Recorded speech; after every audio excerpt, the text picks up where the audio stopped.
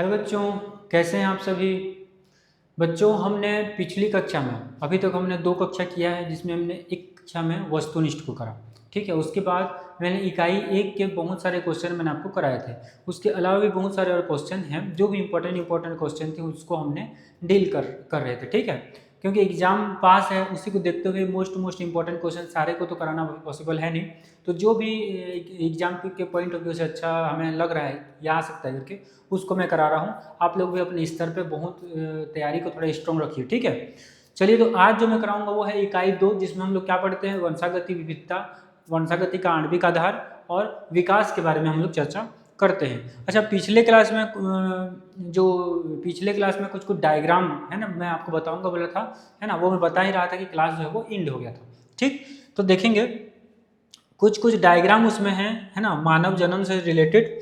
तो उसमें से डायग्राम आपको कुछ कर लेना है बेटा, क्योंकि एक डायग्राम पूछे ही जाएंगे। ठीक है, और उसको आपको प्रैक्टिस करने हैं। जैसे कि क्या क्या, जैसे एक डायग्राम को पूछा जा सकता है ना, डायग्राम आपको पूछा जा सकता है नर जनन अंग, है ना, नर जनन अंग के बारे में एक डायग्राम बनाइए बोलेगा। ऐसे ही क्या, मादा जनन अंग, है ना, मादा जनन अंग, इसके बारे में डायग्राम पूछा जा सकता है। इसके अलावा जो स्पर्म है, शुक्राणु, है ना, शुक्राणु की संरचना पूछ सकता है, अंडाणु की संरचना पूछ सकता है ना, अंडाणु की संरचना पूछ सकता है। ठीक, इसके अलावा और अगर डायग्राम पूछे, है ना, तो जैसे जैसे क्या बोल, वृषण का अनुप्रस्थ काट भी पूछ देता है कभी कभी। ठीक है ना, जिसमें हम लोग सर्टोली कोशिका वगैरह पढ़ते हैं। तो क्या, वृषण, है ना, वृषण का अनुप्रस्थ काट, है ना। इसी प्रकार से अंडाशय का अनुप्रस्थ काट, है ना, अंडाशय का अनुप्रस्थ काट पूछ सकता है। ठीक है, तो ये कुछ डायग्राम है, और भी बहुत सारे डायग्राम है। जैसे एक तो आपकी बुक में एक तो प्लेसेंटा वाला है ना, प्लेसेंटा वाला जिसको ओपरा कहते हैं, है ना। ओपरा वाला डायग्राम पूछा नहीं है कभी, लेकिन क्या पता पूछ भी दे, है ना, पूछ भी दे, है क्या ना। तो ये सारी डायग्राम और कुछ डायग्राम आप लोग ऐड कर लेना। ठीक है, बहुत सारे यहाँ पे डायग्राम आपको देखने को मिलते हैं उसके चैप्टर में। ठीक है, और डायग्राम से पूछा ही जाता है, या तो नाम दे देगा, ठीक, नाम दे देगा, और डायग्राम इसको ये नाम को लिखिए बोल देगा, तो डायग्राम भी आपको दे देगा और वहाँ पे नाम को भरिए, ऐसा आपको पूछा जा सकता है। ठीक है जी, तो आप लोग इतने सारे को और भी और भी मैं अगर कुछ बोल रहा हूँ तो आप लोग उसको कर सकते हैं। ठीक है, तो डायग्राम तो बिल्कुल प्रैक्टिस करके जाना है। ठीक है, समझ में आ गया, ये सारे इतने डायग्राम आपको करके जाना है। ठीक, ये वाला सब। ठीक, तो आज का जो क्लास है हम स्टार्ट करते हैं फिर। ठीक, तो इसमें देखो, जैसे वंशागत और विविधता हम लोग कैसे आधार पर चल रहे हैं, एक ब्लूप्रिंट के अकॉर्डिंग हम लोग चल रहे हैं। ठीक है, तो वंशागति विविधता से यहाँ पे देखो, पहला अगर देखें तो इससे 2 नंबर के तो एक मार्क्स क्या आ रहे हैं, क्योंकि मैंने ऑब्जेक्टिव आपको कराया है। ठीक है, 2 नंबर के क्या आ रहे हैं, और फिर 3 नंबर का एक क्वेश्चन आएगा और 2 नंबर का एक क्वेश्चन आएगा। इस प्रकार से कितना हो गया, 5 2 7 हो गया क्या, 7 हो गया क्या, 7 नंबर से आ रहे हैं यहाँ पे। ठीक है, आप लोग एक बार चेक कर लीजिए। ठीक है, 3 नंबर और 2 नंबर के क्वेश्चन यहाँ से आ रहे हैं। ठीक, शायद ऑब्जेक्टिव 1 नंबर का हो सकता है, अब देख लेना आप लोग। ठीक है, लेकिन यहाँ से मतलब बड़े क्वेश्चन तो नहीं, 3 नंबर और 2 नंबर के क्वेश्चन यहाँ से पूछे जा रहे हैं। ठीक है, तो इसके अकॉर्डिंग यहाँ पे पीपीटी को बनाया गया है। ठीक है, चलिए भाई, तो देखते हैं। वैसे आणविक आधार इसमें बड़ा क्वेश्चन है। ठीक है, इसमें एक बड़ा क्वेश्चन आएगा 5 नंबर का, उसके अकॉर्डिंग हम उसको कवर करेंगे। ठीक, तो पहले तो वंशागत और विविधता का 2 या 3 नंबर के क्वेश्चन हम लोग देख लेते हैं। देखो, सबसे पहले क्वेश्चन है, उत्परिवर्तन क्या होता है। ठीक, उत्परिवर्तन क्या होता है, देखो भाई, उत्परिवर्तन एक भौतिक या रासायनिक कारक होते हैं जो कि स्थायी रूप से आनुवांशिक पदार्थ इन सेंस क्या है, डीएनए। आनुवांशिक पदार्थ मतलब क्या होता है, डीएनए, आनुवांशिक। अच्छा, यहाँ दिया है देखो, डीएनए की संरचना में परिवर्तन कर देते हैं। उत्परिवर्तन क्या होता है, एक प्रकार से क्या होता है, एक भौतिक या एक रासायनिक क्या होता है, कारक होते हैं जो क्या कर देते हैं, स्थायी रूप से, मतलब परमानेंट, है ना, परमानेंट रूप से, फिक्स रूप से, स्थायी रूप से क्या करते हैं, आनुवांशिक पदार्थ जैसे कि डीएनए है, उसको क्या कर देते हैं, उसकी रचना में क्या कर देते हैं, चेंजेस ला देते हैं। क्या कर देते हैं, उसकी जो स्ट्रक्चर है, उसकी जो रचना है, उसमें क्या ले जाते हैं, चेंज ला देते हैं। डीएनए की श्रृंखला में होने वाले परिवर्तन को क्या कहते हैं, उत्परिवर्तन कहते हैं। अगर डीएनए की जो श्रृंखला है उसमें अगर परिवर्तन दिख गया या चेंजेस हो गया, बदलाव हो गया, तो वही क्या कहलाता है भाई, उत्परिवर्तन कहलाता है, इजी भाषा में। ठीक है, डीएनए की संरचना में, डीएनए की श्रृंखला में होने वाले जो परिवर्तन होते हैं उसी को हम क्या कह देते हैं, उत्परिवर्तन के नाम से हम जानते हैं। ठीक है, तो 2 नंबर के में ये पूछ सकता है भी ऐसे क्वेश्चन उत्परिवर्तन क्या है करके। ठीक, अगला क्वेश्चन है कि ऐसा क्या है एक्स क्रोमोसोम के, मतलब ऐसा क्यों है, सॉरी ऐसा क्यों है कि एक्स क्रोमोसोम के एक एलील, ठीक एलील समझते हैं ना, या दोष मादा में प्रकट नहीं होते, है ना। ऐसा क्यों होता है कि एक्स क्रोमोसोम की एक एलील जो है या दोष, एक एलील या क्या दोष मादा में प्रकट नहीं होते, तो इसका रीजन क्या है अभी। तो देखो मादा में 2 एक्स लिंग क्रोमोसोम होते हैं कि नहीं होते। सेक्स क्रोमोसोम, लिंग क्रोमोसोम पढ़ते हैं ना, जब गुणसूत्र की संरचना पढ़ते हैं तो टोटल ऑटोसोम पढ़ते हैं और एक लिंग गुणसूत्र पढ़ते हैं, जिसमें कि महिला में क्या पाया जाता है, 2 एक्स पाया जाता है, एक्स पाया जाता है ना, तो 2 एक्स पाया जाता है। ठीक, उनमें से यदि एक दोष युक्त एक्स सेक्स क्रोमोसोम हो तो सामान्य एक्स सेक्स क्रोमोसोम दूसरे दोष युक्त क्रोमोसोम के प्रभाव को क्या कर देता है अभी, दबाए रखता है। कौन दबाए रखता है, तो जो सामान्य एक्स सेक्स क्रोमोसोम दूसरे दोष युक्त क्रोमोसोम के प्रभाव को क्या करता है, दबाए रखता है। ठीक है, इसी कारण से दोष जो है वो मादा में प्रकट जो है वो नहीं होते। जैसे यहाँ पे समझो एक्स 2 क्रोमोसोम से ये दोष युक्त है, ये क्या है, दोष युक्त है, और ये किस प्रकार से है अभी, ये किस प्रकार से है, ये है सामान्य, ये क्या है सामान्य। ये सारे कॉन्सेप्ट पढ़ेंगे आप लोग, है ना, थ्योरी जब पढ़े होंगे तो पढ़े होंगे। बहुत सारे रोग महिलाओं में हम लोग को क्रॉस वाला कराते हैं ना, ठीक है, तो उसमें देखते हैं हम लोग। देखो अब देखो भाई, ये जो सामान्य एक्स वाला है इस दोष युक्त को क्या करता है, दबाए रखता है। तो इसी कारण क्या होता है, इसी कारण दोष मादा में क्या नहीं होते, प्रकट नहीं होते। जो ये सामान्य वाला होता है वो किसको दबाए रखता है, इसको दोष युक्त वाले एक्स को क्या करता है, कर रहता है, दबाए रहता है। ठीक है, समझ में आ गया। मेंडल के नियम में सारे कॉन्सेप्ट को भी आप समझेंगे। ठीक, आगे है और ठीक, तो ये 2 क्वेश्चन आपको क्लियर हो गया। नेक्स्ट क्रॉसिंग ओवर क्या है भाई, देखो क्रॉसिंग ओवर सहलग्नता है ना, दोनों एक दूसरे के क्या होते हैं भी, व्युत्क्रमानुपाती होते हैं। मैंने ये पढ़ाया था ऑब्जेक्टिव में और थ्योरी क्लास में ही पढ़ाया था। अगर क्रॉसिंग ओवर कम होगा तो सहलग्नता बढ़ेगा, है ना, और सहलग्नता बढ़ेगा तो क्रॉसिंग ओवर क्या होगा, कम होगा, और क्रॉसिंग ओवर बढ़ेगा तो सहलग्नता जो है वो कम होगा। तो ये कॉन्सेप्ट मैं आपको बताया था, तो इसलिए दोनों क्वेश्चन को एक साथ यहाँ पे मर्ज कर दी, मतलब एक साथ एक स्लाइड में इसको लाया गया है। ठीक है, तो ये कॉन्सेप्ट मैं आपको क्लास में बताया था, आपको याद होना चाहिए। ठीक, देखो क्रॉसिंग ओवर क्या होता है, तो उस भौतिक आदान प्रदान, ये पॉइंट याद रखेंगे, आदान प्रदान। ठीक है, उस भौतिक आदान प्रदान को जो समजात जोड़े के क्रोमोसोमों के असहजात क्रोमेटिडों, है ना, क्रोमेटिडों के अंशों के बीच होते हैं, उसे क्या बोलते हैं, क्रॉसिंग ओवर कहते हैं। इसमें याद ये रखना है कि क्रॉसिंग ओवर क्या है, तो ये एक आदान प्रदान की क्रिया है। ठीक है, किसके बीच होता है, तो जो समजात जोड़ों के क्रोमोसोम के असहजात क्रोमेटिड के अंश के बीच होता है। तो यहाँ से ये किस, मतलब ये है क्या और किन में होता है, ये 2 पॉइंट आपको याद रखना है। किन में होता है, तो जो क्या होता है, समजात जोड़े के क्रोमोसोम्स के असहजात क्रोमेटिड जो होते हैं इनके अंश के बीच ये होता है। क्या होता है, आदान प्रदान होता है, तो इसको क्या कहते हैं, क्रॉसिंग ओवर कहते हैं। ठीक, समझ में आ गया। दूसरा सहलग्नता, सहलग्नता क्या है अभी, तो एक ही क्रोमोसोम पर मौजूद जो जीन्स होते हैं, एक ही क्रोमोसोम्स पर बहुत सारे जीन्स होते हैं, तो मौजूद जो जीन्स होते हैं में एक साथ क्या होना, वंशागत होने की जो प्रकृति है, इसी को क्या कहते हैं, सहलग्नता। तथा इस परिघटना को सहलग्नता कहते हैं। इसको क्या कहते हैं, सहलग्नता, और इसको क्या कहते हैं, सहलग्नता। अच्छा, यहाँ सहलग्न जीन कहेंगे उसको, है ना, यहाँ पे थोड़ा सा हुआ है। देखो जो जीन्स होते हैं ना, वो जो आगे वंशागत होने के लिए होते हैं वो सहलग्न जीन होते हैं, और इस परिघटना को क्या कहते हैं, सहलग्नता कहा जाता है। ठीक है ना, प्रकृति जो होते हैं वो जीनों की प्रकृति को सहलग्न जीन कहते हैं, है ना।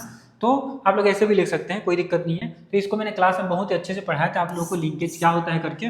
तो एक ही क्रोमोसोम पर मौजूद जीन्स में एक साथ क्या होना, वंशागत होने की जो प्रवृत्ति होती है, जो प्रकृति होती है, उसी को हम क्या कह देते हैं, उन्हें सहलग्न जीन कह देते हैं। और ये जो घटना होती है ये क्या कहलाती है, सहलग्नता कहलाती है। याद रखेंगे कि जो सहलग्नता और क्रॉसिंग ओवर होता है वो एक दूसरे के क्या होते हैं, व्युत्क्रमानुपाती होते हैं। अगर सहलग्नता बढ़ेगा तो क्रॉसिंग ओवर कम होगा, क्रॉसिंग ओवर कम होगा तो सहलग्नता जो है वो बढ़ेगा।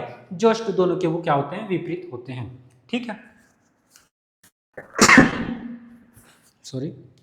देखो अगला है किएजमा क्या होता है, पूछा जाता है अभी जिस बिंदु पर क्रॉसिंग ओवर होता है ना उसे क्या कहते हैं, कियजमा कहते हैं।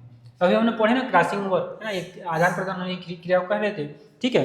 तो ये क्रोमेटिड्स के जिस बिंदु पर होते हैं ना यही क्या कहलाते हैं, कियजमा कहलाता है ना। जिस बिंदु पर क्या होता है, क्रॉसिंग ओवर की क्रिया होती है वही क्या कहलाता है, कियजमा जो है वो कहलाता है। ठीक है, क्लियर है। देखो समझ में आ गया तीनों क्वेश्चन। आगे हीमोफीलिया क्या है, उस राजघराने का नाम लिखिए जो इस रोग से पीड़ित है, पूछा गया क्वेश्चन। ठीक है, हीमोफीलिया को ब्लीडर्स लोग कहते हैं, है ना। हीमोफीलिया को क्यों ब्लीडर्स लोग कहते हैं, या किस रोग को ब्लीडर्स लोग कहते हैं, या हीमोफीलिया को और किस नाम से जानते हैं, ऐसा पूछा जा सकता है। ठीक है, तो आप लोग को याद रखना है। ठीक, ब्लीडर्स लोग हीमोफीलिया को कहा जाता है। इसमें चोट लगने पर रक्त स्त्राव बंद नहीं होता, क्योंकि रोगी के रक्त में थक्का बनना या जमने की क्षमता जो है वो नहीं होती।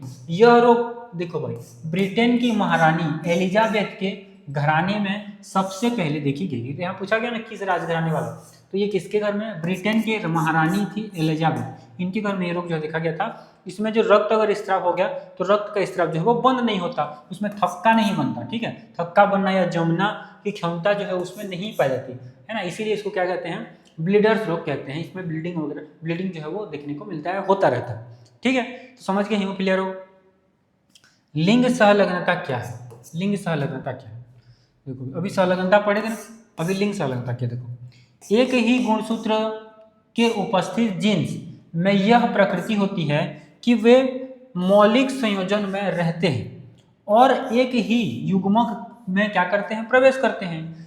जीन्स की इस प्रकृति को क्या कहते हैं, सहलग्नता कहते हैं। जबकि लिंग गुणसूत्र पर पाए जाने वाले जो जीन्स होते हैं, कहाँ पे पाए जाने वाले, लिंग गुणसूत्र पर पाए जाने वाले जो जीन्स होते हैं का लिंग संलग्न जीन्स तथा इनकी वंशागतिकी को क्या करता है, लिंग संलग्नता कहते हैं। मतलब जो लिंग गुण क्या बोलते हैं, जबकि जो लिंग गुणसूत्र पर पाए जाने वाले जीन्स का लिंग संलग्न जीन्स तथा इनकी वंशागति को क्या कहते हैं, लिंग संलग्नता कहते हैं। इन सेंस ये कहेंगे कि जो अब संलग्नता कहाँ पे हो रहा है, गुणसूत्र पर उपस्थित जीन्स पे हो रहा है, तो जो लिंग गुणसूत्र हैं उन पर उपस्थित जो जीन्स हैं उनमें होने वाला जो संलग्नता है उसी को क्या कहेंगे, लिंग संलग्नता कहते हैं, इनकी वंशागति को। ठीक है, गुणसूत्र जो हैं, जो सेक्स गुणसूत्र हैं, लिंग गुणसूत्र होते हैं, उनमें उपस्थित जो जीन्स होते हैं उनमें जब वंशागति होता है ना, तो वही क्या कहलाता है, तो लिंग संलग्नता कहलाता है।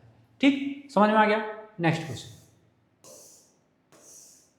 ये मैं आपको क्लास में बोला था कि इंपॉर्टेंट है, कर लेना करके, इसी में वो सारे कॉन्सेप्ट हैं। ठीक, देखो भाई अभी जो ऊपर पढ़ रहे थे बहुत सारे क्वेश्चन कॉन्सेप्ट इसी में है। टी.एच. मॉर्गन का गुणसूत्रीय सिद्धांत को लिखिए। ठीक है, देखो भाई क्या क्या सिद्धांत है। सहलग्न जीन्स समूह एक ही गुणसूत्र पर स्थित होते हैं। जो सहलग्न जीन्स समूह होते हैं ना, जिन्हें हम सहलग्न जीन्स कह रहे थे, अभी ऊपर मैंने जिसको बता रहा था, वो क्या होते हैं, एक ही गुणसूत्र पर उपस्थित होते हैं। तभी तो आगे क्या होते हैं, वंशागत होने में क्या होते हैं, एक दूसरे वंशागति में भाग लेते हैं। ठीक, दूसरा संलग्नता की शक्ति दो संलग्न जीन्स के बीच की दूरी पर निर्भर करती है। संलग्नता की जो शक्ति है दो संलग्न जीन्स की जो बीच की दूरी होगी ना उसी पे क्या होता है, वो डिपेंड होता है। पास पास स्थित जीन्स में संलग्नता अधिक होगा, दूर दूर में मतलब कम होगा। ठीक है, सभी संलग्न जीन गुणसूत्र के निश्चित बिंदु पर रेखीय क्रम में वो व्यवस्थित होते हैं। ठीक, तो ये 4 पॉइंट्स हैं, आपको ये याद करके जाना है, ये पूछा जा सकता है। ठीक है, ये इंपॉर्टेंट क्वेश्चन है भाई, क्योंकि यहाँ से 2 मार्क्स के और 3 मार्क्स के क्वेश्चन हैं, तो इस प्रकार के क्वेश्चन आपको पूछे जा सकते हैं। टी.एच. मॉर्गन का गुणसूत्रीय सिद्धांत लिखिए, तो आपको ये सारे पॉइंट लिखना है। ठीक, जीन विनय के कोई 3 महत्व लिखिए, ये भी 3 नंबर के क्वेश्चन बन सकते हैं। क्या क्या महत्व है भाई, तो पहला है नए संयोग से युग्मक बनते हैं जिनके निषेचन से नए लक्षण युक्त जीव जो है वो क्या होते हैं भाई, उत्पन्न होते हैं। तो निषेचन से क्या होते हैं, नए लक्षण युक्त जो है जीव जो है वो क्या होते हैं, उत्पन्न होते हैं। क्रॉसिंग ओवर द्वारा क्या होता है, गुणसूत्र पर जीन्स की रैखिक विन्यास जो है उसकी क्या होती है, पुष्टि होती है। किससे, तो क्रॉसिंग ओवर से, है ना। तीसरा है क्रॉसिंग ओवर द्वारा गुणसूत्र के आनुवांशिक मानचित्र बनाने की सहायता जो है, मानचित्र बनाने में क्या मिलती है, सहायता जो है वो मिलती है। तीनों पॉइंट्स को आपको देखना है। ठीक, तीनों पॉइंट का आपको क्या करना है, अच्छे से समझ लेना है। नेक्स्ट, बिंदु उत्परिवर्तन क्या है?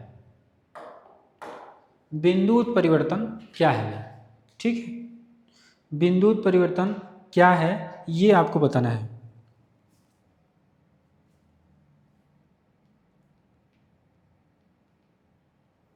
एक मिनट,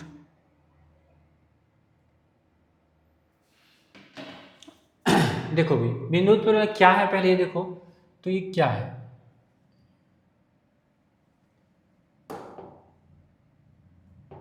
देखो क्या, मैं इसको ना ऐसे हेडिंग, जैसे बिंदु उत्परिवर्तन को उदाहरण दीजिए तो इसको समझने के लिए क्या है, कब होता है ना, और इसका उदाहरण इसके अकॉर्डिंग मैं लिखा हूँ, आप लोग इसको अच्छे से लिखेंगे। ठीक, देखो भाई, तो जब डीएनए की लंबी श्रृंखला में केवल एक नाइट्रोजन कारक यानी कि बेस पेयर बदलता है या हटता है या नया जुड़ता है, ये क्या है, इसमें क्या होता है कि डीएनए की जो लंबी श्रृंखला होती है उसमें केवल एक नाइट्रोजन जो है क्षारक होता है वो बदल जाता है। क्या होता है? बदलता है, हट जाता है या नया कोई जुड़ जाता है।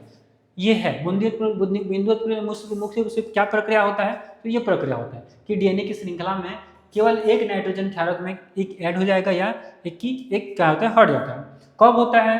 तो जब मुख्य रूप से कोशिका विभाजन के दौरान डीएनए प्रतिकृति के समय होने वाली एक त्रुटि है। ठीक है, ये क्या होता है, यह मुख्य रूप से कोशिका विभाजन के दौरान डीएनए प्रतिकृति के समय होने वाली क्या होती है, त्रुटि होती है। इसका उदाहरण कैसे समझेंगे?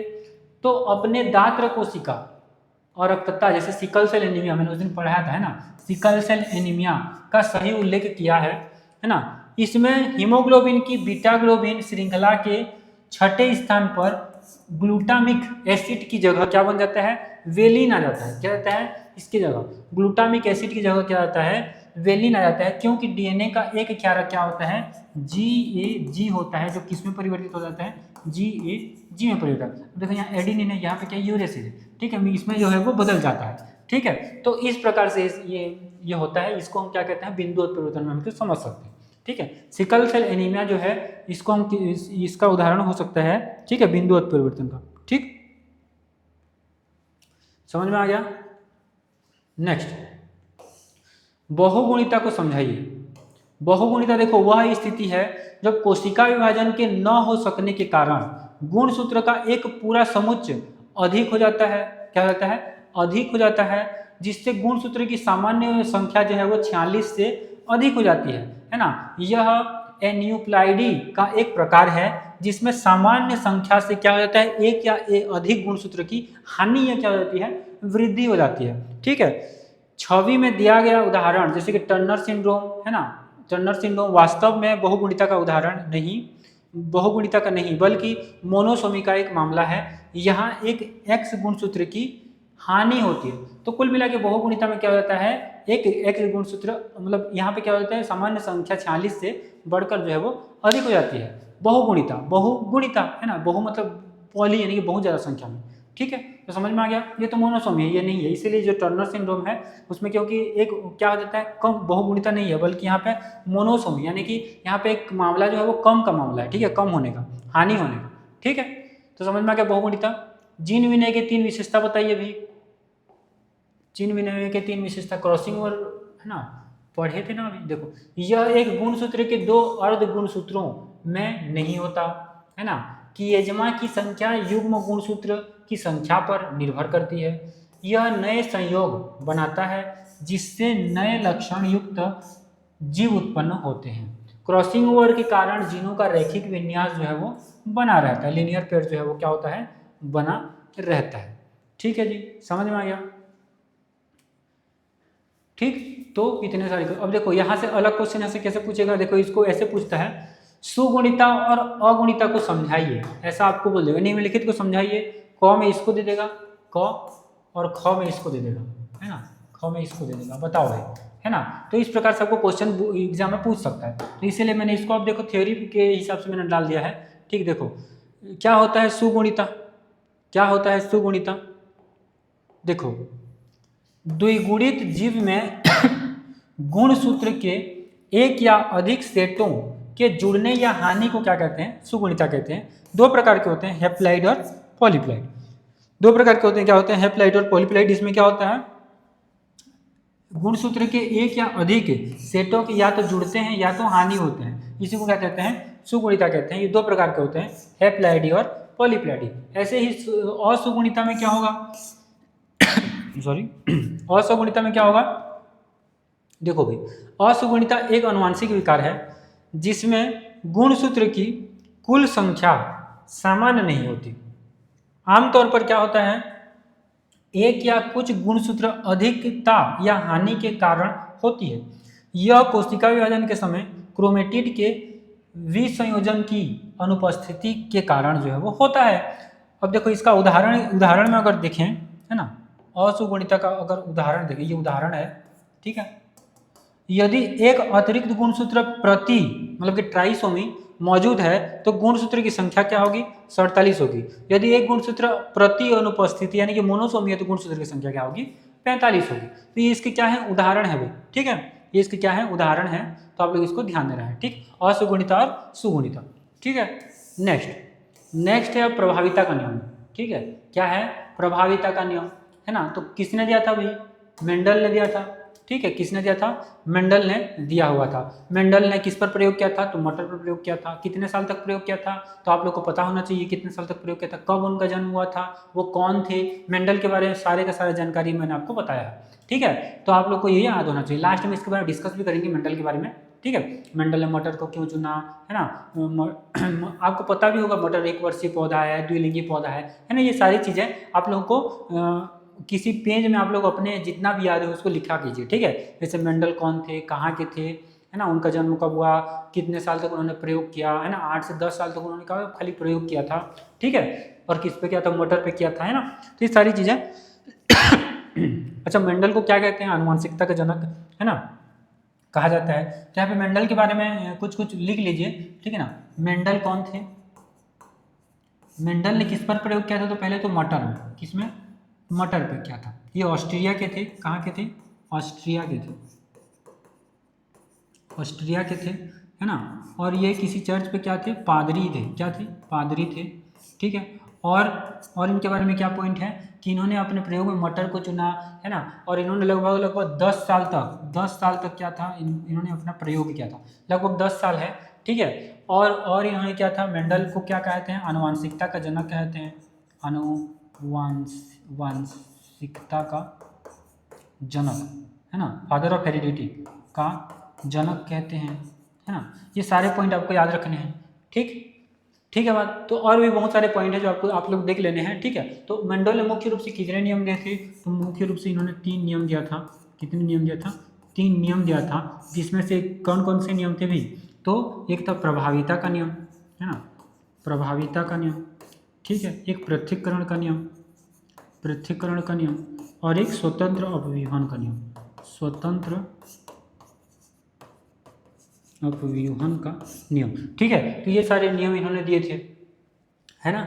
और भी इनके बारे में बहुत सारी हैं बातें, है ना। इनको देखो, जब ये नियम कर रहे थे तो उस टाइम इनको उतना महत्व नहीं दिया गया, लेकिन कुछ दिनों बाद जब इनके बारे में कुछ दिनों बाद जो है इनका जो नियम है वो क्या हुआ, उसके नियम के बारे में पढ़े सब, है ना। फिर इनको क्या बनाया गया, बाद में इनका महत्व को समझा गया, और फिर इनको क्या कहा गया, आनुवंशिकता का जनक जो है वो नाम से जाना गया, ठीक है। तो और बहुत सारे पॉइंट हैं, आप लोग को इतना लेकिन याद रखने हैं। इस पर किन्होंने किस पर प्रयोग किया था, तो मटर में प्रयोग किया था, है ना। 10 साल तक लगभग आनुवंशिकता के जनक, ये सब पूछा जा सकता है, इनके नियम, ठीक है। तो एक एक करके अब इसके नियम देख लेते हैं। इसलिए देखो, इसको मैंने थोड़ा थ्योरी टाइप के बनाया है, क्योंकि पूछेगा कि प्रभाविता का नियम क्या है, 2 नंबर या 3 नंबर के क्वेश्चन पूछ रहे हैं, है ना। तो प्रभाविता का नियम क्या है पूछ देगा, पृथक्करण का नियम क्या है पूछ देगा, तो उसके अकॉर्डिंग हम इसको जमा रहे हैं, ठीक है। तो इतने सारे पॉइंट आपको क्या करना है, याद रखना है, ठीक।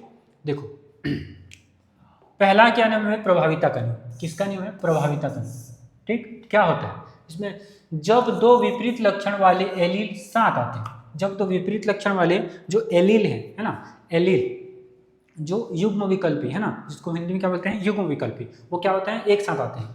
तो एक एलील अपना प्रभाव दिखाता है, उसको क्या कहते हैं, प्रभावी एलील, और दूसरा क्या होता है, दबा रहता है, उसको क्या कहते हैं, अप्रभावी एलील, ठीक है। उदाहरण के लिए जब हम क्या करेंगे, टी टी और ये टी टी, ये क्या होगा भाई, लंबा, ये क्या है, लंबा, और ये क्या है, बौना, बौना, लंबा और बौना पौधा का इसका जब क्रॉस कराएंगे तो, है ना, क्या आ रहा है, ये भी, ठीक, सभी जो है क्या होते हैं, सभी लंबे, यहाँ पे सभी क्या हो जाएंगे, लंबे हो जाएंगे। ठीक है, सभी लंबे। तो लंबे कहना मतलब क्या है, ये जो टी है ना, ये जो ये क्या है, प्रभावी है, और ये क्या है, ये क्या है, अप्रभावी है। यहाँ पे बोल रहे हैं ना, जो अपना प्रभाव जो है वो दिखाता है वो क्या है, प्रभावी है। तो सभी क्या हो रहे हैं, लंबे हो रहे हैं। तो ये वाला क्या दिखा रहा है, अपना प्रभाव जो है वो दिखा रहा है। ठीक है ठीक है जी। F1 पीढ़ी में सभी पौधे क्या क्या निकलते हैं, लंबे निकलते हैं। ठीक है, ये आपको ध्यान रखना है। ठीक है, दूसरा जो है वो क्या रहता है, दबा रहता है, वो गायब नहीं हो जाता, वो क्या होता है, दबा हो जाता है, दबा रहता है, छिपा रहता है। ठीक है, लेकिन आगे वो जनरेट होता है।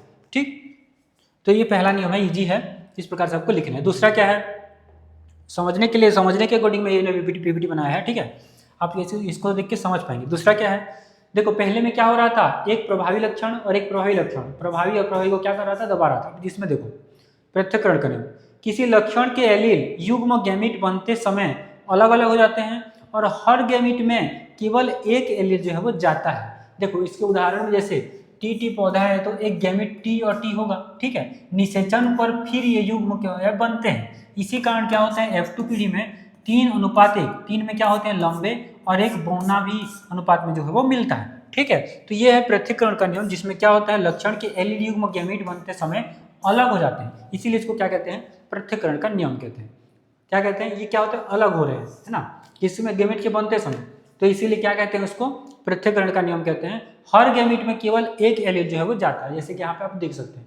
ठीक है, एक गैमीट टी और टी, निषेचन पर फिर से ये क्या होता है, युग्म बना देता है। इसी कारण इसमें F2 पीढ़ी में क्या होता है, वहाँ पे F1 पीढ़ी में था, यहाँ पे F2 पीढ़ी में क्या होता है, 3 और 1 बौने, है ना, 3 लंबे और 1 बौने, मतलब कि 3:1 यहाँ पे रेशियो जो है वो निकलता है। ठीक, समझ में आ गया। और एक नियम है स्वतंत्र अपव्यूहन का नियम। स्वतंत्र अपव्यूहन का नियम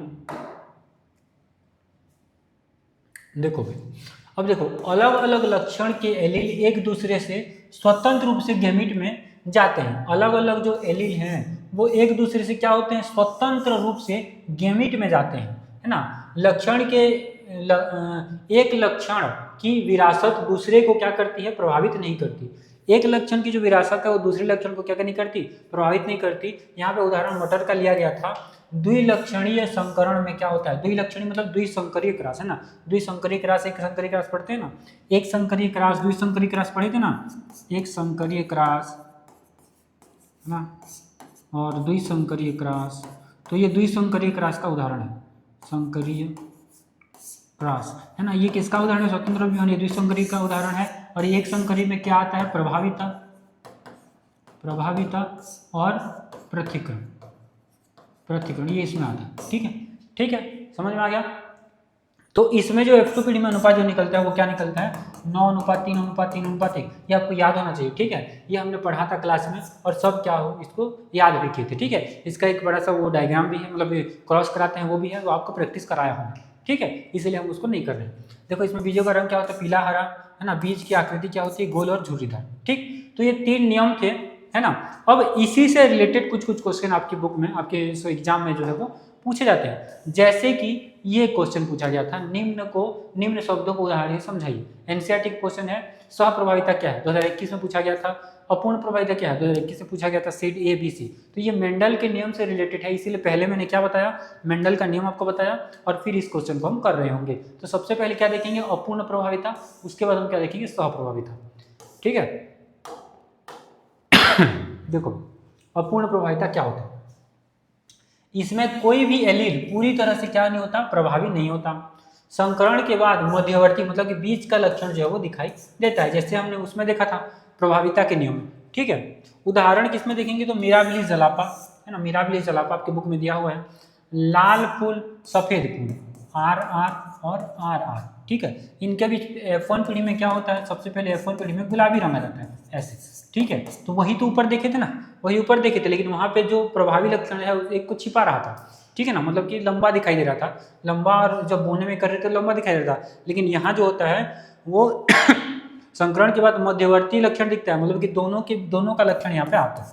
ठीक, तो यहाँ पे क्या दिख रहा है, ये गुलाबी हो जाता है, क्या हो जाता है, गुलाबी हो जाता है। ठीक है, क्या हो जाता है, गुलाबी हो जाता है। ठीक, यहाँ ना तो लाल रंग हावी हुआ ना सफेद रंग, इसलिए रंग के बीच का रंग है। ठीक है, यहाँ कुछ हावी हुआ क्या, नहीं हुआ। एक मिनट।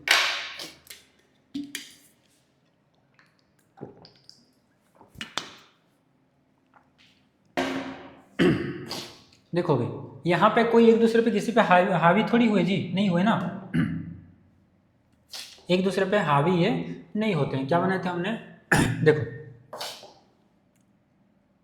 लाल था, ठीक है ना, और एक क्या था, सफ़ेद था, सफ़ेद ही लेते हैं, ठीक है, ये सफ़ेद, ठीक है। और जब इन दोनों के बीच जब वो संकरण करा गया तो क्या निकला भाई, गुलाबी निकला, ठीक है। इस प्रकार से,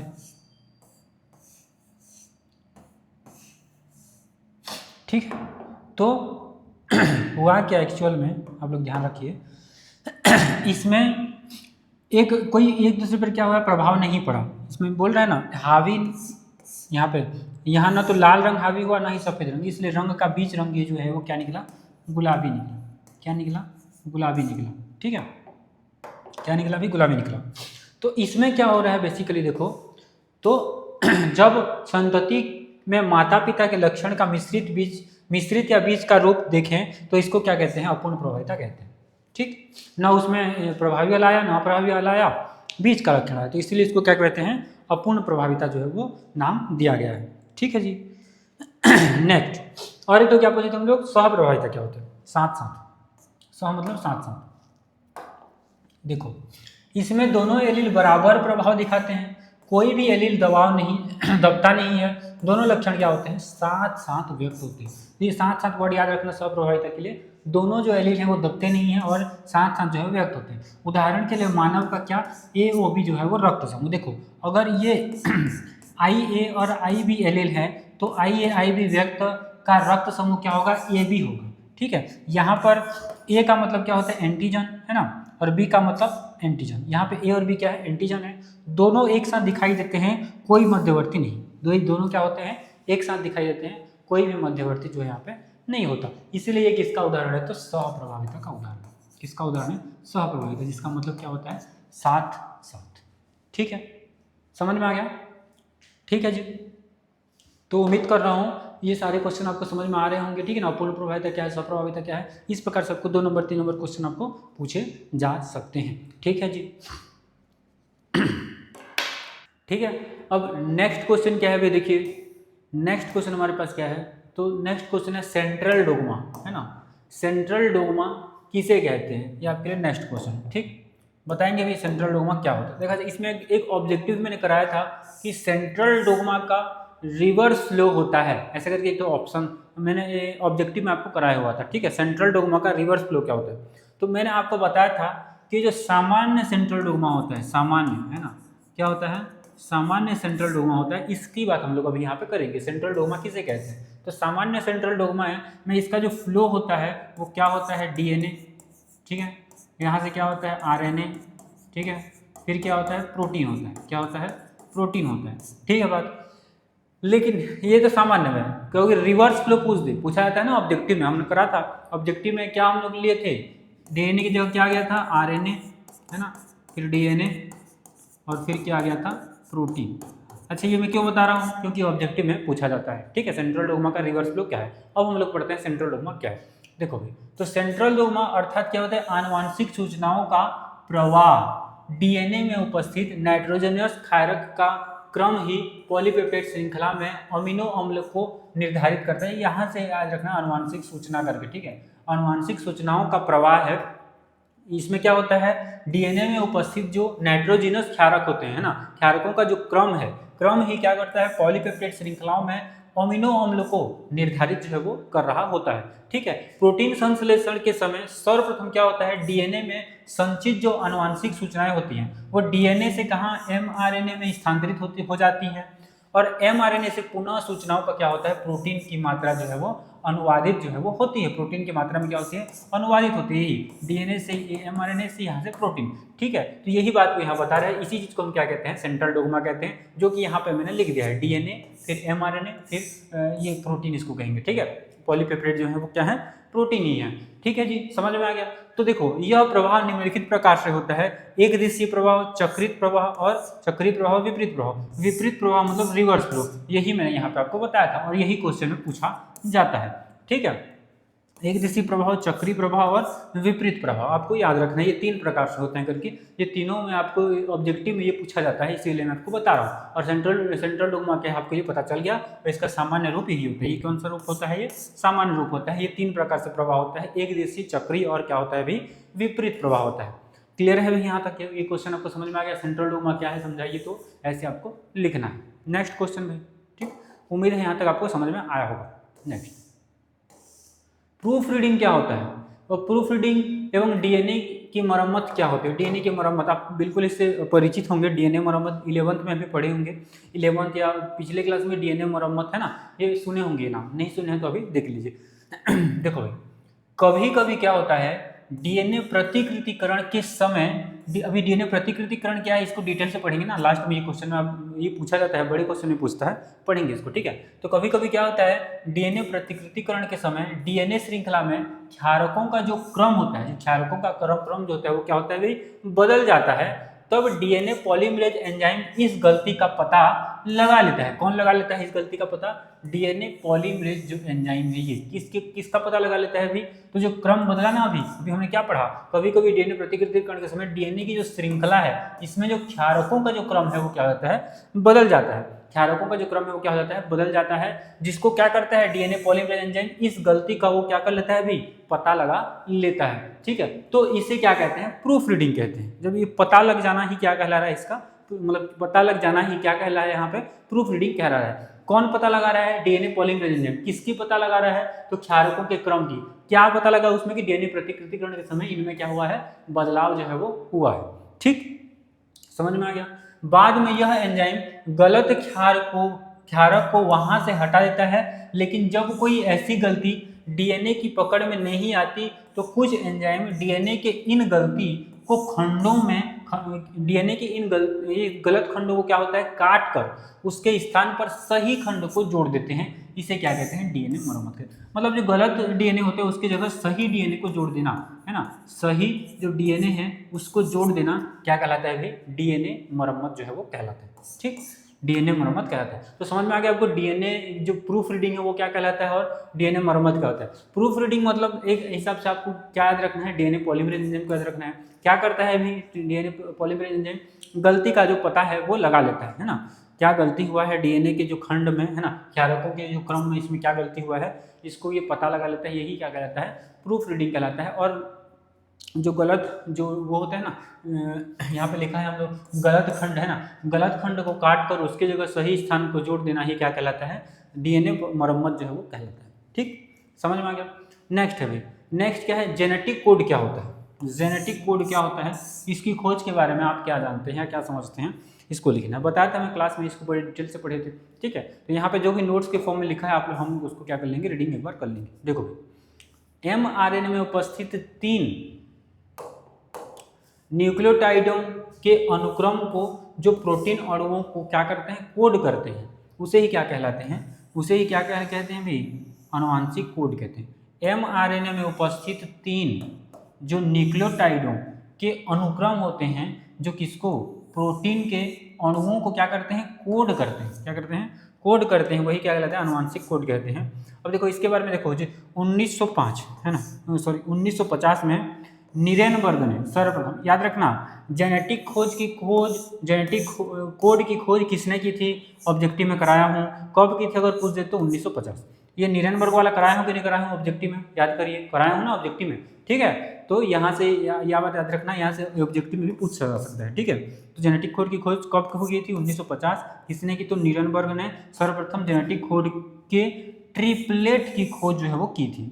इन्होंने एक ऐसे आरएनए का जो है संश्लेषण किया जिसमें जो यू होता है, यू बेस मतलब कि यूरेसिल है था, इसे उन्होंने पॉलीयूरेसिल कहा। ठीक है, जो यू था ये यू बेस इस प्रकार से है ना, तो इसको इन्होंने क्या कहा, पॉलीयूरेसिल नाम दिया।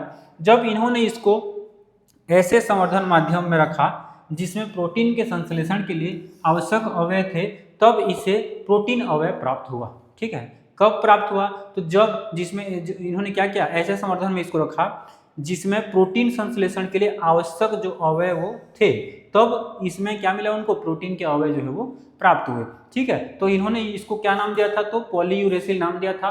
कब खोजा था, 1950 में। किसने खोजा था, तो नीरेनबर्ग ने। ये बात आपको याद रखना है। ठीक, ये दो क्वेश्चन आपको समझ में आएंगे, प्रूफ रीडिंग और जेनेटिक कोड। ठीक है भाई, आगे बढ़ते हैं। डीएनए आरएनए में अंतर, है ना, एक क्वेश्चन यहाँ पे है और अगला क्वेश्चन यहाँ पे।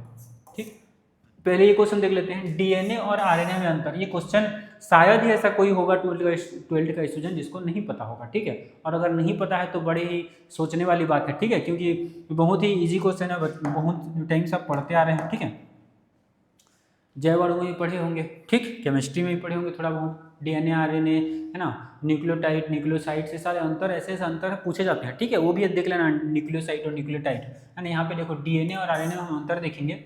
ठीक है, तो देखो भी, सबसे पहले डीएनए का मुख्य स्थान क्या होता है, तो ये मुख्यतः कहाँ, केंद्रक, जो कि गुणसूत्र में होता है। ठीक है, गुणसूत्र में हरित लवक और माइटोकॉन्ड्रिया में पाया जाता है। कहाँ कहाँ पाया जाता है भाई, तो मुख्यतः कहाँ, केंद्रक, जो कि गुणसूत्र में पाया जाता है, हरित लवक और माइटोकॉन्ड्रिया में ये डीएनए जो है वो पाया जाता है। ठीक, आरएनए क्या होता है, मुख्यतः कोशिका द्रव्य में, केंद्रिका और केंद्रक द्रव्य में थोड़ी मात्रा में पाया जाता है। केंद्रिका और केंद्रक द्रव्य में थोड़ी मात्रा में पाया जाता है। अच्छा, इसका पूरा नाम आपको पता है ना, यहाँ पे देखो, डीऑक्सी राइबोन्यूक्लिक अम्ल और राइबोन्यूक्लिक अम्ल, आगे होगा देखेंगे। ठीक है, इसका पूरा नाम क्या है, डीऑक्सी राइबोन्यूक्लिक अम्ल और इसका राइबोन्यूक्लिक अम्ल। ठीक, क्योंकि शर्कराकरण ये सब नाम है, आगे इसमें होगा। देखो अब संरचना कैसा होता है, तो इसका होता है द्विसूत्रीय लंबी कुंडलिनी आकार का। इस प्रकार से डीएनए आप स्ट्रक्चर देखते हैं ना, इस प्रकार की, ऐसा आकार का। ठीक है, तो द्विसूत्रीय क्या होता है, लंबी कुंडलिनी होता है, और ये एकल सूत्रीय लंबे सूत्र होते हैं। ठीक है, ये द्विसूत्रीय होता है, ये एकल सूत्रीय होता है, ऐसा याद रखना है आपको।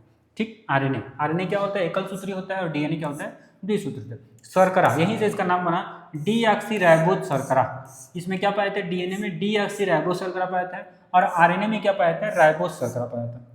क्या पाया जाता है, राइबोज शर्करा जो है वो पाया जाता है।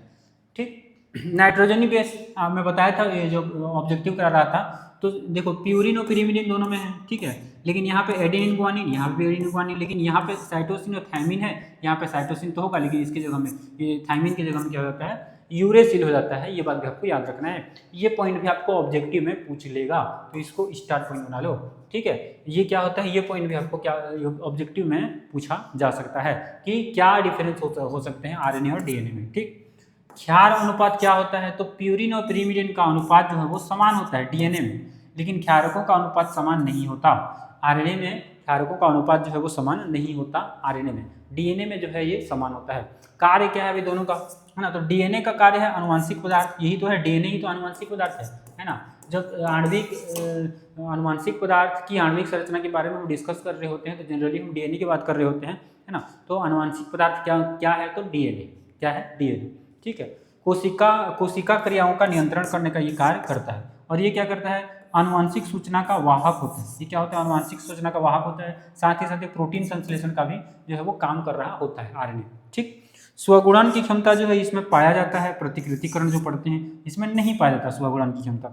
ये प्रकार, ये केवल एक ही प्रकार का होता है, और ये 3 प्रकार, mRNA, tRNA और rRNA पढ़े होंगे, mRNA, tRNA और mRNA। ठीक है, मैसेंजर ट्रांसफर ये सब पढ़े ना, आरएनए, है ना, तो ये सारे मैसेंजर आरएनए, ट्रांसफर आरएनए, ये सब। ठीक, तो ये सारे इसके अंतर हो गए, मुख्य पॉइंट। कितने अंतर टोटल हो गए भाई, तो ये 1 2 3 4 5 6 7 8, तो बड़े क्वेश्चन में इसको पूछ सकता है। ठीक है, तो इसको आप लोगों को ऐसे पॉइंट वाइज करना है, ऐसे आपको पॉइंट वाइज आपको ये करना है। ठीक है, समझ में आ गया डीएनए और आरएनए में अंतर। नेक्स्ट, जीन अभिव्यक्ति क्या है, जीवाणुओं में जीन अभिव्यक्ति की 2 विधियों को आपको बताना है। ठीक है, जीवाणुओं में जीन अभिव्यक्ति की 2 विधियों को बताएंगे, और उससे पहले जीन अभिव्यक्ति क्या है इसको भी समझना पड़ेगा। ठीक, देखो भाई जीन अभिव्यक्ति क्या होता है, तो आनुवांशिकता के दौरान, किसके दौरान, आनुवांशिकता के दौरान डीएनए में संचित सूचना के एक पीढ़ी से दूसरे पीढ़ी में संचारित होने तथा फिर से प्रकट होने एवं पैतृक लक्षणों के पुनः बनने को क्या कहते हैं, जीन अभिव्यक्ति जो है वो कहते हैं। आया कि नहीं आया, देखो भी आनुवांशिकता के दौरान क्या होता है, डीएनए में संचित सूचना कि एक पीढ़ी से दूसरे पीढ़ी में क्या होना, संचारित होना, मतलब कि जाना, ठीक है, संचारित होना, फिर से प्रकट होना, जो क्या होते हैं वो लक्षण जो है वो फिर से प्रकट होते हैं, और पैतृक लक्षण को पुनः बनने को क्या कहते हैं, जीन अभिव्यक्ति कहते हैं। ठीक है, जो भी पैतृक लक्षण है वो पुनः अपने संतान में या आने वाले जो जनरेशन है उसमें दिखाई अगर दे रहे हैं, तो इस प्रकार का जो पुनः बनने की जो क्रिया है ना, उसी को क्या कहते हैं, जीन अभिव्यक्ति कहते हैं। पैतृक लक्षणों के पुनः बनने को क्या कहते हैं, जीन अभिव्यक्ति कहते हैं। और अनुवांशिकता का परिभाषा जो है, अनुवांशिकता है ना, जो वंशागति पढ़ते हैं है ना, वंशागति के अकॉर्डिंग ये है ना, वंशागति अगर जानते हैं तो इसको आप आराम से लिख लेंगे। ठीक है, क्या होता है, अनुवांशिकता के दौरान डीएनए में संचित जो सूचना है वो एक पीढ़ी से क्या होते हैं, दूसरे पीढ़ी में क्या होते हैं, संचरित होते हैं, तथा फिर से वो प्रकट होते हैं। और क्या होते हैं, एक पैतृक लक्षणों का क्या होना, पुनः से क्या होना भी, प्रकट होना, पुनः से क्या होना, प्रकट होना ही क्या कहलाता है, क्या कहलाता है भी, तो जीन अभिव्यक्ति कहलाता है। अभिव्यक्ति मतलब क्या होता है, शो होना, दिखना। ठीक है, तो जीन का फिर से क्या होना, पुनः क्या होना, शो करना, दिखना, यही लक्षण का मतलब कि बनना। ठीक है, लक्षण का होना। ठीक, अब देखो भाई, जीवाणुओं में जीन अभिव्यक्ति के दो प्रमुख विधियों को यहाँ पे बताया गया है। एक विधि क्या है, ट्रांसडक्शन है, और एक क्या है, ट्रांसफॉर्मेशन है। क्या है, एक होता है ट्रांसडक्शन और एक क्या होता है, ट्रांसफॉर्मेशन। एक होता है ट्रांसडक्शन और एक होता है ट्रांसफॉर्मेशन। ठीक, ट्रांसडक्शन क्या होता है, पहला ट्रांसडक्शन क्या होता है देखेंगे। देखो भाई, तो इस विधि में जीवाणु डीएनए जीवाणु भोजी द्वारा क्या होते हैं, स्थानांतरित होकर संततियों में पहुंचते हैं और अपनी अभिव्यक्ति जो है वो करता है। क्या करता है भी इस विधि में, जीवाणु डीएनए जीवाणु भोजी द्वारा क्या होते हैं, स्थानांतरित होते हैं। किसके द्वारा स्थानांतरित होते हैं, तो जीवाणु भोजी द्वारा, है ना। जीवाणु डीएनए क्या होते हैं, जीवाणु भोजी द्वारा क्या होते हैं, स्थानांतरित होते हैं और संततियों तक ये जो होते हैं वो पहुंचते हैं और अपनी जो अभिव्यक्ति है वो आगे क्या करते हैं, जनरेट करते हैं, शो करते हैं। और ट्रांसफॉर्मेशन में क्या होता है, तो इस विधि में एक जीवाणु डीएनए दूसरे जीवाणु के डीएनए को अपने अंदर क्या कर लेता है, सम्मिलित कर लेता है। इसे संततियों में क्या होता है, स्थानांतरित जो है वो करता है। ठीक है, इसे क्या करता है, संततियों में क्या करता है, स्थानांतरित करता है। ट्रांसफॉर्मेशन में क्या होता है, इस विधि में एक जीवाणु डीएनए दूसरे जीवाणु के डीएनए में अपने को क्या कर देता है, अंदर क्या कर लेता है, वो सम्मिलित कर लेता है ना, और इसे क्या करता है, संततियों में क्या करता है भी, स्थानांतरित जो है वो करता है। ठीक है, तो ये ट्रांसडक्शन और ट्रांसफॉर्मेशन आपको समझ में आ गया। ये दो विधि आपको पूछा जा सकता है। ठीक, तो जीन अभिव्यक्ति क्या है तो आपको पता चल गया है ना। पैतृक लक्षणों में जो लक्षण, पैतृक लक्षणों का पुनः क्या होना, पुनः बनने की जो क्रिया है वो क्या कहलाती है, जीन अभिव्यक्ति जो है वो कहलाती है। इसके जीवाणुओं में जीन अभिव्यक्ति को दो प्रकार से हम समझ सकते हैं, ट्रांसडक्शन और ट्रांसफॉर्मेशन के द्वारा इसको हम समझ सकते हैं। ठीक, नेक्स्ट क्वेश्चन भी ये समझ में आ गया आपको, डीएनए में अंतर, डीएनए और आरएनए में अंतर। नेक्स्ट क्या क्वेश्चन है, वाटसन और क्रिक, आपका फेवरेट क्वेश्चन भी। ठीक है, इसको पढ़ते ही आ रहे हो, तो मैंने इसको एक ही स्लाइड में कवर करने का पूरा प्रयास किया है। ठीक है, क्वालिटी आप लोग थोड़ा बढ़ा लेंगे, थोड़ा छोटा दिख रहा होगा। ठीक, देखो भी जो मुख्य पॉइंट है, थ्योरी क्लास में मैं बड़े डिटेल से पढ़ाया हूँ, रिवीजन क्लास के तौर पे हम लोग पढ़ेंगे। ठीक है, जो इंपॉर्टेंट पॉइंट है वही यहाँ पे लिखा गया है। टोटल 7 पॉइंट है, इस 7 पॉइंट को आपको क्या करना है, नोट डाउन करते हुए चलना है, 7 पॉइंट को लिख के आना है। ठीक, देखो भी क्या होता है, डीएनए का फुल फॉर्म डीऑक्सीराइबोज नामक पेप्टोज शर्करा युक्त न्यूक्लिक अम्ल को क्या कहते हैं, डीऑक्सीराइबोज न्यूक्लिक अम्ल, अर्थात हम क्या कहते हैं उसको, डीएनए कहते हैं।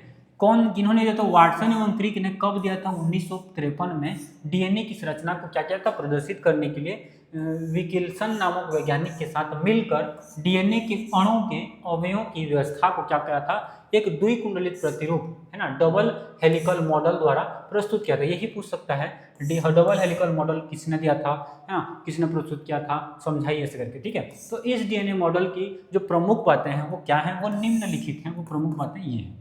ठीक है, तो वो क्या क्या प्रमुख बातें हैं भाई, तो देखो, प्रत्येक डीएनए अणु 2 कुंडलित पॉलीपेप्टाइड श्रृंखलाओं के समानांतर रूप से सर्पिल क्रम में लिपटने से बनता है। आपको दिखाई दे रहा होगा ये वाला स्ट्रक्चर। ठीक है, ये वाला देखिए, है ना, क्या होता है, 2 कुंडलित पॉलीपेप्टाइड श्रृंखलाओं के समांतर रूप से क्या होता है, सर्पिल क्रम में लिपटने से बनता है।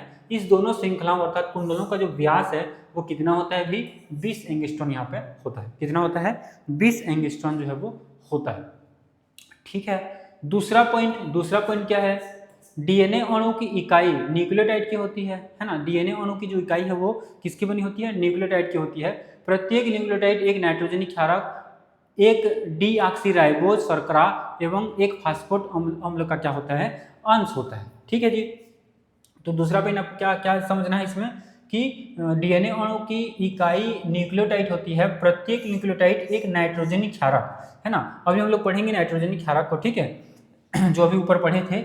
एक डीऑक्सी राइबोज शर्करा तथा एक फास्फोरिक अम्ल है ना, फास्फोरिक अम्ल है ना, इससे जो होता है का अंश जो है ये होता है, ठीक है। दोनों पॉलीन्यूक्लियोटाइड्स की श्रृंखला आपस में नाइट्रोजनी क्षारकों के बीच हाइड्रोजन बंध बनने से जुड़ी रहती है। क्षारक जो है वो प्यूरिन एवं पिरिमिडिन प्रकृति के होते हैं। और प्यूरिन और पिरिमिडिन क्या होते हैं ऊपर हमने अभी कवर किया है, ठीक है। नाइट्रोजनी क्षारक प्यूरिन तथा पिरिमिडिन प्रकृति के होते हैं। प्रत्येक डीएनए के अणु में प्यूरिन और पिरिमिडिन का अनुपात जो है वो बराबर होता है। अभी हमने पढ़ा कि डीएनए में जो प्यूरिन और पिरिमिडिन का जो अनुपात होता है वो समान होता है ना, डीएनए में, ठीक है। और प्रत्येक प्यूरिन के साथ एक पिरिमिडिन हाइड्रोजन बंध द्वारा जुड़ा होता है। जैसे कि एडिनिन है ना, जैसे कि एडिनिन है तो एडिनिन डबल बंध से किससे जुड़ा होता है, थायमिन से। और साइटोसिन ये ट्रिपल बंध से जुड़ा होता है ग्वानिन से। यहाँ पे थोड़ा सा देखना, यहाँ पे ट्रिपल बंध होगा, ठीक है। तो यहाँ पे कितना ट्रिपल बंध से जुड़ा होता है, ये वाला आप जब देखेंगे, ठीक है। ये डबल बंध से जुड़ा है, ये ट्रिपल बंध से जुड़ा है, ठीक है। एडिनिन से थायमिन, ग्वानिन से साइटोसिन, है ना। और ये फास्फोरस और आपको देख लेना है, ठीक है जी। और यहाँ पे कुछ छूट रहा है क्या, नहीं, ठीक है। शर्करा और एक फास्फोट, ठीक है ना। तो ये आपको दिखाई दे रहा होगा शर्करा और फास्फोट, ठीक, फास्फेट। नेक्स्ट क्वेश्चन क्या है, प्रत्येक पॉलीपेप्टाइड स्टैंड का न्यूक्लियोटाइड आपस में फास्फोएस्टर बंध द्वारा ये क्या होते हैं, निर्मित होते हैं। प्रत्येक पॉलीपेप्टाइड स्टैंड का न्यूक्लियोटाइड आपस में फास्फोडाइएस्टर बंध द्वारा क्या होते हैं भी, जुड़े होते हैं, ठीक है। समझ में आ गया। तो ये डीएनए की संरचना है और ये डायग्राम तो आप प्रैक्टिस कर ही रहे होंगे, है ना। ये डायग्राम आपको प्रैक्टिस करना है, इजी है। देखो पेपर में ना आपको पेपर में ये वाला पेपर में आपको ये वाला डायग्राम को नहीं बनाना है, ये वाला को बनाना, ठीक है। ये वाला को बनाना है आपको, ठीक है। ये तो समझने के लिए है, ठीक है। ये लेकिन ये वाला भी एंगस्ट्रॉन और ये 34 ये जो है ना पिच है ना एंगस्ट्रॉन, इसको लिख लेना है आपको, ठीक है। ये तो आपको पता ही होगा ये पॉइंट सारे, ठीक है ना।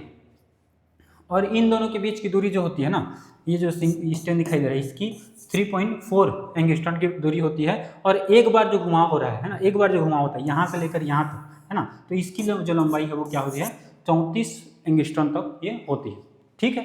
समझ में आ गया, ठीक है जी। देखो हाँ भाई, चलिए नेक्स्ट क्वेश्चन क्या है हमारे पास, देखते हैं। डीएनए द्विगुणन की क्रियाविधि को सचित्र समझाना है, ठीक है। ये भी पूछा जाता है क्वेश्चन, ठीक है। सारे के सारे जो क्वेश्चन है वो पूछे गए क्वेश्चन है, PYQ है, तो आप लोग बिल्कुल इसको ध्यान से समझेंगे, ठीक है। देखो भाई, आनुवंशिक पदार्थ का द्विगुणन या प्रतिकृतिकरण क्या होता है, डीएनए आनुवंशिक पदार्थ होता है, ठीक है।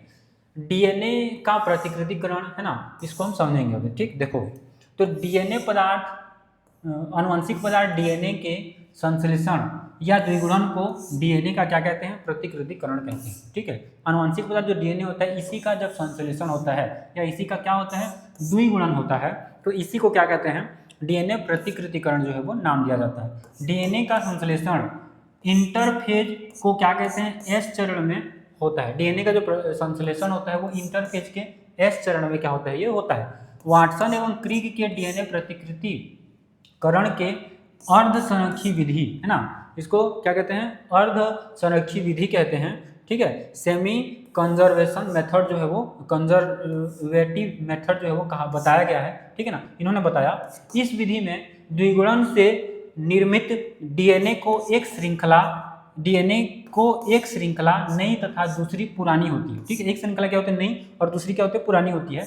क्योंकि डीएनए अणु की 2 पॉलीपेप्टाइड श्रृंखला का संश्लेषण होता है तथा दूसरी श्रृंखला मूल डीएनए से होती है, ठीक है। इसमें क्या होता है भाई, डीएनए अणु की 2 पॉलीपेप्टाइड श्रृंखला का संश्लेषण होता है और जो दूसरी श्रृंखला होती है उसमें दूसरी श्रृंखला जो होती है मूल डीएनए का भाग जो भी है वो होता है, ठीक है।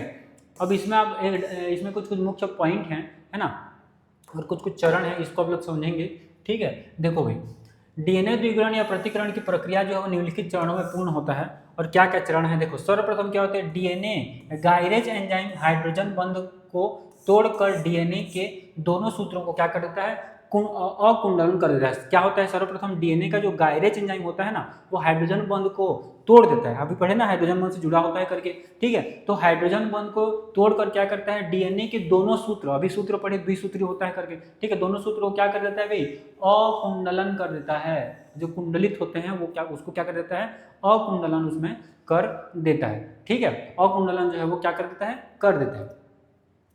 ठीक है, उसके बाद क्या होता है, अब डीएनए नए स्टैंड के निर्माण हेतु एक आरएनए प्राइमर का निर्माण आरएनए पॉलीमरेज एंजाइम द्वारा क्या होता है, किसका निर्माण क्या होता है, आरएनए प्राइमर का निर्माण होता है, किसके द्वारा, तो आरएनए पॉलीमरेज एंजाइम ये करता है। ठीक है, यह आरएनए प्राइमर डीएनए के जो 3' वाले छोर होता है पर डीएनए पॉलीमरेज एंजाइम की सहायता से डीएनए के छोटे छोटे खंडों को निर्माण, है ना, छोटे छोटे खंडों का निर्माण 5' टू कहाँ से 3' दिशा में ये करता है। ठीक है, इस खंडों को क्या कहते हैं, ओकाजाकी खंड कहते हैं। यही पूछ देता है ओकाजाकी खंड किसे कहते हैं, तो आप क्या बोलेंगे कि क्या बोलेंगे आप लोग, ये वाला लिखना, आरएनए प्राइमर डीएनए के 3' है ना छोर पर डीएनए पॉलीमरेज एंजाइम की सहायता से डीएनए के छोटे छोटे खंडों का निर्माण जो है वो 5' टू कहाँ होता है, 3' दिशा में करता है। इन खंडों को क्या कहते हैं, ओकाजाकी खंड जो है वो कहा जाता है। क्या कहा जाता है, ओकाजाकी खंड यहाँ पे कहते हैं। ठीक है, अब डीएनए खंडों के निर्माण पूर्ण होने के पश्चात डीएनए पॉलीमरेज एंजाइम जो है वो आरएनए प्राइमर को क्या कर देता है, उसको विघटित कर देता है। उसके बाद अब क्या होता है, डीएनए लाइगेज एंजाइम डीएनए खंडों को आपस में फास्फोएस्टर बंधुओं के द्वारा जोड़ देता है। इस प्रकार डीएनए के प्रत्येक पुराने सूत्र पर एक नए सूत्र का क्या होता है, निर्माण होता है। एक नए सूत्र का क्या होता है, निर्माण होता है ना। ये लेडिंग स्टैंड है ना, ये लेगिंग स्टैंड है, आपको याद रखना है। और ये वाला डायग्राम को प्रैक्टिस करना। देखो मैं डायग्राम को यहाँ पे नहीं बता रहा हूँ, डायरेक्ट लाया हूँ क्योंकि आपको प्रैक्टिस करना है डायग्राम को। ठीक है, डायग्राम बनाना ही बनाना है, इसलिए मैं वो पिछले जो क्लास में लिया था उसमें डायग्राम मैंने नहीं बताया, लेकिन नाम मैंने आपको बता दिया कि कौन कौन से डायग्राम आपको प्रैक्टिस करने हैं। तो यहाँ पे डायग्राम नहीं, आपको डायग्राम को प्रैक्टिस करना है। ठीक है, ये डायग्राम को आपके बुक में मिल जाएगा, प्रैक्टिस करना है। ठीक है, तो ये डायग्राम को आपको प्रैक्टिस करना है। ठीक है, देखो अभी डीबीपी का फुल फॉर्म पूछ देखा है ना, डीएनए बाइंडिंग प्रोटीन, है ना, डीएनए बाइंडिंग प्रोटीन। तो ये सारे आपको क्या करना है, इसको सारे नाम को यहाँ पे याद रखना है, जो जो यहाँ पे पढ़े हैं वही यहाँ पे लिखा है। और डायग्राम को क्या करना है भाई, प्रैक्टिस जो है वो करते रहना है। ठीक, डायग्राम प्रैक्टिस करके बिल्कुल जाएंगे। ठीक, डायग्राम मैंने लगा दिया, पीपीटी आपको मिल जाएगा। ठीक है, ये जो पीडीएफ है इसको मिल जाएगा, डायग्राम आपको वहीं से प्रैक्टिस कर लेना है, या तो बुक से प्रैक्टिस कर रहे हैं तो अच्छी बात है। ठीक, नेक्स्ट क्वेश्चन अभी, लेक ओपेरॉन क्या है, नियंत्रक जीन और संरचनात्मक जीन की संरचना का सचित्र जो है आपको वर्णन जो है वो करना है। ठीक, ये क्वेश्चन को बड़े ही डिटेल से हम लोग करे थे क्लास में। ठीक, और इसको मैं बाद में समझाया भी था। ठीक है, और बताया भी था कि इंपॉर्टेंट क्वेश्चन है, पढ़ लो करके। ठीक है, तो पढ़े होंगे ऑपेरॉन क्या होता है। पहले ऑपेरॉन तो जैकब एवं मोनाड, ये पूछ देगा ऑपेरॉन की, है ना, ऑपेरॉन का मॉडल किसने दिया था, तो जो जैकब और मोनाड ने, है ना, ऑपेरॉन मॉडल जो है वो प्रस्तुत किया था। ठीक, संरचनात्मक एवं नियंत्रक जीन्स का ऐसा समूह, है ना, ऐसा समूह जो कि कोशिका में चयापचय एवं आनुवांशिक नियंत्रण रखता है, उसे क्या कहते हैं, ऑपेरॉन कहते हैं। संरचनात्मक और नियंत्रक जीन्स का कौन एक समूह होता है जो कि कोशिका में चयापचय एवं आनुवांशिक नियंत्रण जो है वो रखता है, उसे क्या कहते हैं, ओपेरॉन नाम दिया गया है। ठीक, क्या कहते हैं उसको, ओपेरॉन नाम दिया गया है। लेक ओपेरॉन की संरचना, इसको हम संरचना को अगर देखेंगे तो ये दो प्रकार के जीन से मिलकर बना होता है, एक नियंत्रक और एक संरचनात्मक। वही पढ़े ना, संरचनात्मक और नियंत्रक। ठीक है, तो सबसे पहले देखो नियंत्रक जीन्स क्या होता है ना, कंट्रोलर जीन क्या होता है, तो ऐसे जीन्स जो प्रेरण एवं दमन प्रक्रिया द्वारा संरचनात्मक जीन्स की क्रियाशीलता पर क्या होते हैं, नियंत्रण रखते हैं, उसे क्या कहते हैं, नियंत्रक जीन्स कहते हैं। ये भी 3 प्रकार के होते हैं भाई। ठीक है, क्या करते हैं ये जीन्स, क्या करते हैं, प्रेरण और दमन प्रक्रिया द्वारा संरचनात्मक जीन की क्रियाशीलता पर क्या करते हैं, नियंत्रण रखते हैं। 3 प्रकार के होते हैं। क्या क्या 3 प्रकार होते हैं, देखो क्या क्या 3 प्रकार होते हैं, इसको समझो अभी। ठीक, देखो सबसे पहला नंबर का है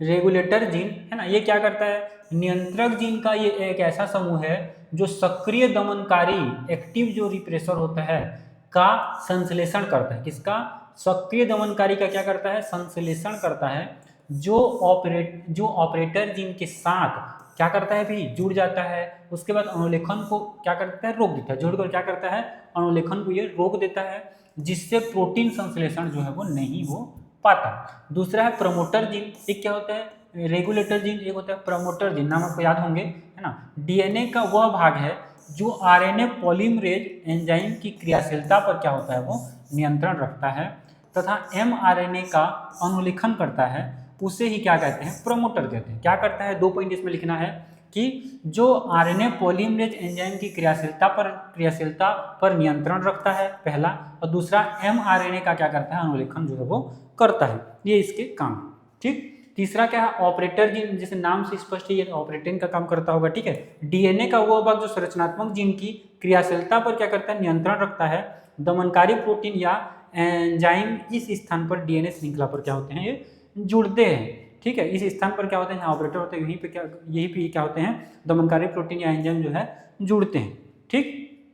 ये समझ में आ गया। तो ये तो क्या था, ये ए था, है ना, नियंत्रक जीन। और है संरचनात्मक जीन, बी, ठीक है। संरचनात्मक जीन, तो संरचनात्मक जीन में क्या होता है, डीएनए के ऐसे खंड जिसमें प्रोटीन संश्लेषण की सूचनाएं कोडेड रहती है, वह क्या कहती है, वो यह प्रोटीन संश्लेषण के समय अमीनो अम्ल के क्रम को क्या करते हैं, भी निर्धारित करते हैं। ये भी कितने प्रकार के होते हैं, 3 प्रकार के होते हैं। एक होता है सिस्ट्रॉन, दूसरा क्या होता है सिस्ट्रॉन, ये क्या होता है, जेड, वाई और ए, ठीक है। सिस्ट्रॉन, जेड, वाई और ए, इस प्रकार से इसको नाम दिया गया। 3 सिस्ट्रॉन जो कि जेड, वाई और ए के फॉर्म में होते हैं। तो सिस्ट्रॉन जो जेड होता है, क्या होता है, यह ऑपरेटर जीन एवं सिस्ट्रॉन ए के मध्य पाया जाता है। किसके किसके बीच पाया जाता है, ऑपरेटर जीन और सिस्ट्रॉन ए, यहाँ पे ये ए है ना, इनके बीच जो है ये पाया जाता है, के मध्य में। इस भाग में जो बीटा गैलेक्टोसाइडेज एंजाइम के निर्माण वाले एंजाइम जो है वो पाए जाते हैं। कौन से एंजाइम पाए जाते हैं, तो इस भाग में बीटा गैलेक्टोसाइड एंजाइम के निर्माण वाले जो एंजाइम है वो पाए जाते हैं। सिस्ट्रॉन वाई में क्या होता है, डीएनए के इस भाग में बीटा गैलेक्टोसाइड परमिएज, है ना, परमिएज एंजाइम के निर्माण से संबंधित कोडान इसमें पाए जाते हैं। और ए वाला का क्या काम है, तो यह ओपेरान का अंतिम जीन होता है। ओपेरान का अंतिम जीन कौन सा होता है, ऐसा आपको 1 वर्ड में पूछ देगा तो आप क्या बोलेंगे, सिस्ट्रॉन ए का नाम देंगे, है ना। समझ में आ गया ये सारे। अब इसका डायग्राम भी देख लीजिए, है ना, लगे यहाँ पे यहीं पे डायग्राम, ये वाला डायग्राम को बनाना है, ठीक है। मैंने कलरफुल कर दिया इसको, बढ़िया से आपको इसको क्या है बनाना है, ठीक है। डीएनए वाला भाग है, ठीक है, binding of response of operator site, ठीक है, और ये रिसेप्टर, है ना, रिपीटेटिव लेग जीन और ट्रांसक्रिप्शन, ठीक। और ये सारे प्रोसेस आपको यहाँ पे ये डायग्राम में आपको बनाना है, ठीक है जी। थ्योरी क्लास में इसको हम लोग बड़े ही इसको हम लोग हाथों से बना के इसको समझे थे, ठीक है। तो ये यहाँ पे लिखना है सक्रिय दमनकारी की उपस्थिति एवं प्रेरक की उपस्थिति में ऑपरेंड की क्रियाविधि, है ना। और ये ऐसा ही पूछ देगा, ठीक है, क्वेश्चन में जो क्वेश्चन का फॉर्म ये भी रहेगा, सक्रिय दमनकारी की उपस्थिति, प्रेरक दमनकारी की उपस्थिति एवं प्रेरक की अनुपस्थिति में ऑपरेंड की क्रियाविधि को समझाइए। तो ये वाला डायग्राम आपको बनाना है, ठीक। ये वाला आप डायग्राम को ना देखो, ये जेड वाई ए सिस्टम, है ना, और ये वाला, है ना, ऑपरेटर हो गया, ठीक है। ऊपर जो पढ़े थे वही जो यहाँ पे नाम है, 3 दिन पढ़े थे ना, वही यहाँ पे नाम है, ठीक। ठीक है जी।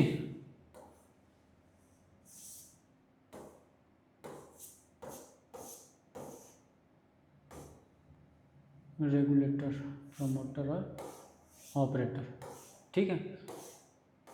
चलो यह समझ में आ गया ना। अब देखो यहीं पे क्वेश्चन है, ये पूछा जाता है, ठीक है। ये वाला क्वेश्चन आपको पूछा जाता है, निम्नलिखित का संक्षिप्त वर्णन कीजिए, अनुलेखन, बहुरूपता, स्थानांतरण और जैव सूचना विज्ञान। ये क्वेश्चन भी आपको पूछा जा सकता है ना। अच्छे खासे क्वेश्चन इसमें बन जाते हैं, ठीक।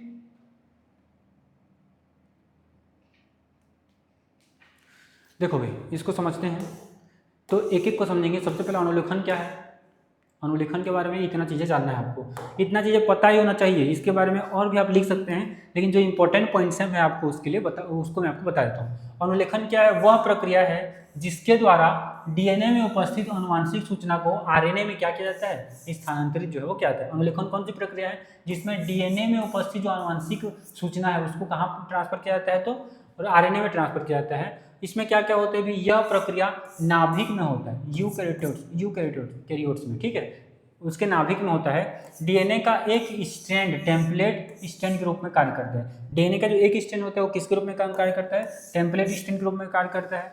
आरएनए पॉलीमरेज एंजाइम की सहायता से आरएनए का जो है वो निर्माण होता है। सारे पॉइंट जो समझाता हूँ उसको मैं यहाँ पे लिख दिया हूँ, ठीक। इसमें मुख्यतः एमआरएनए, टीआरएनए और आरएनए का क्या होता है, संश्लेषण होता है। पॉइंट इंपॉर्टेंट है। यह प्रक्रिया जीन अभिव्यक्ति की प्रथम अवस्था है। तो जो जो अनुलेखन होता है, ये पॉइंट आपको पूछा जा सकता है। यह प्रक्रिया जीन अभिव्यक्ति की प्रथम अवस्था है। जीन अभिव्यक्ति की प्रथम अवस्था किसे कहते हैं? क्या बोलेंगे आप लोग? अनुलेखन, ट्रांसक्रिप्शन। क्या बोलेंगे? ट्रांसक्रिप्शन। ठीक है, तो ये ऑब्जेक्टिव में मेरे साथ कराया है ट्रांसक्रिप्शन वाला, है ना। यह प्रक्रिया जीन अभिव्यक्ति की क्या होती है? प्रथम अवस्था होती है। क्या महत्व है? तो डीएनए की सूचना को प्रोटीन निर्माण तक पहुंचाने में सहायक होता है। डीएनए की जो सूचना होता है उसको प्रोटीन निर्माण तक पहुंचाने की जो प्रोटीन निर्माण तक पहुंचाने में ये सहायता करता है। कौन जी? अनुलेखन। तो इसका महत्व है। तो मैंने पॉइंट 2 पॉइंट बना दिया है, क्या है अनुलेखन, इसके बारे में और ये महत्व, है ना। 3 पॉइंट को लेकर मैं उसको बना रहा हूँ। सारे जो टॉपिक्स जो पूछेंगे यहाँ पे ना, यहाँ पे देखो अनुलेखन पूछा है, बहुरूपता पूछा है, सबको मैं इसी के अकॉर्डिंग बनाया हूँ।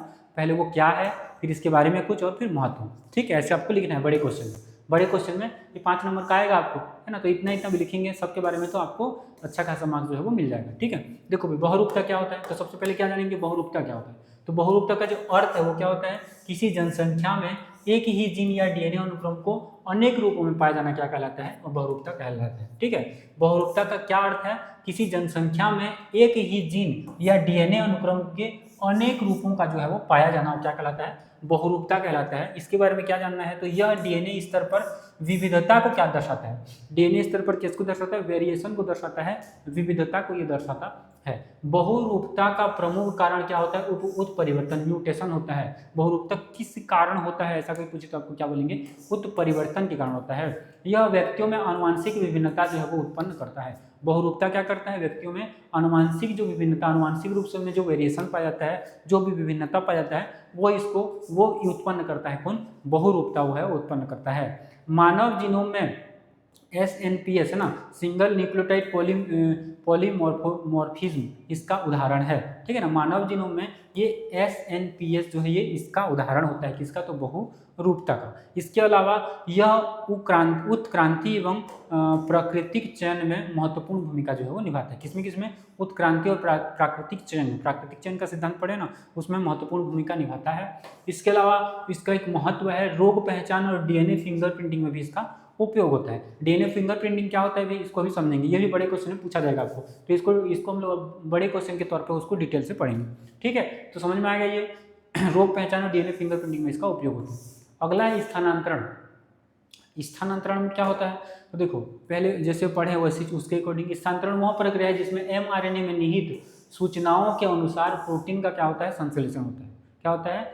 डीएनए वह प्रक्रिया है जिसमें mRNA में निहित सूचनाओं के अनुसार प्रोटीन का क्या होता है? संश्लेषण होता है। यह प्रक्रिया कहाँ पे होता है? साइटोप्लाज्म में होता है। राइबोसोम स्थानांतरण का क्या होता है? मुख्य स्थल होता है। राइबोसोम जो स्थानांतरण का वो मुख्य स्थल होता है। प्रक्रिया कहाँ पे होता है? तो कोशिका द्रव्य में होता है। इसके अलावा mRNA के कोडान अमीनो अम्ल का क्या करते हैं? निर्धारण करते हैं।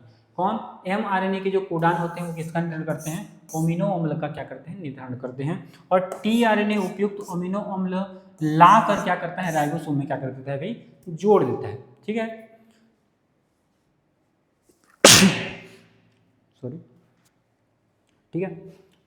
टी उपयुक्त तो अमीनो अम्ल लाकर क्या करते हैं? जो tRNA होता है वो राइबोसोम से उसको क्या करता है? जोड़ता है।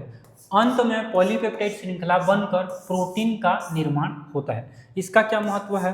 तो महत्व देखेंगे, कोशिका की संरचना और कार्य के लिए आवश्यक प्रोटीन बनाते हैं। कोशिका की संरचना और उसके कार्य के लिए आवश्यक जो प्रोटीन है वो बनाते हैं इस स्थानांतरण के द्वारा। ठीक है, समझ में आ गया ये। नेक्स्ट अगला है जैव सूचना विज्ञान। जैव सूचना विज्ञान में मोस्ट इंपॉर्टेंट पॉइंट आपको बताऊं, इसमें एक मानव जीनोम परियोजना, ये मोस्ट इंपॉर्टेंट पॉइंट। ठीक है, ठीक, समझेंगे इसको भी। देखो जैव सूचना विज्ञान क्या है?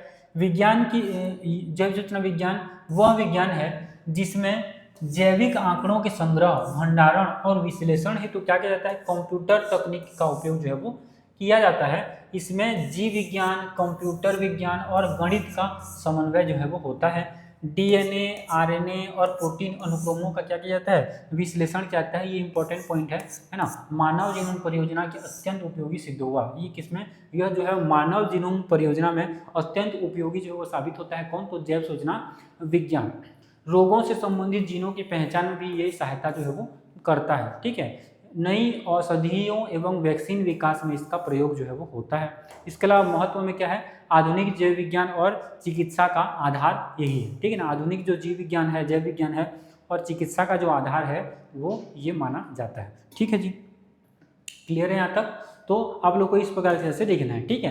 तो बुक में इधर बुक का पूरा डिटेल से पढ़ने जाओगे तो आपको कन्फ्यूजन होगा, तो ये नोट्स के अकॉर्डिंग आपको इतने पॉइंट लिख देना है, इसके बारे में क्या है ना, इस एक्चुअल में ये इसका परिभाषा हम कैसे बनाएंगे या इसका परिचय हम कैसे देंगे और इसके बारे में और महत्व, ये 3 पॉइंट आप लिखते जाना।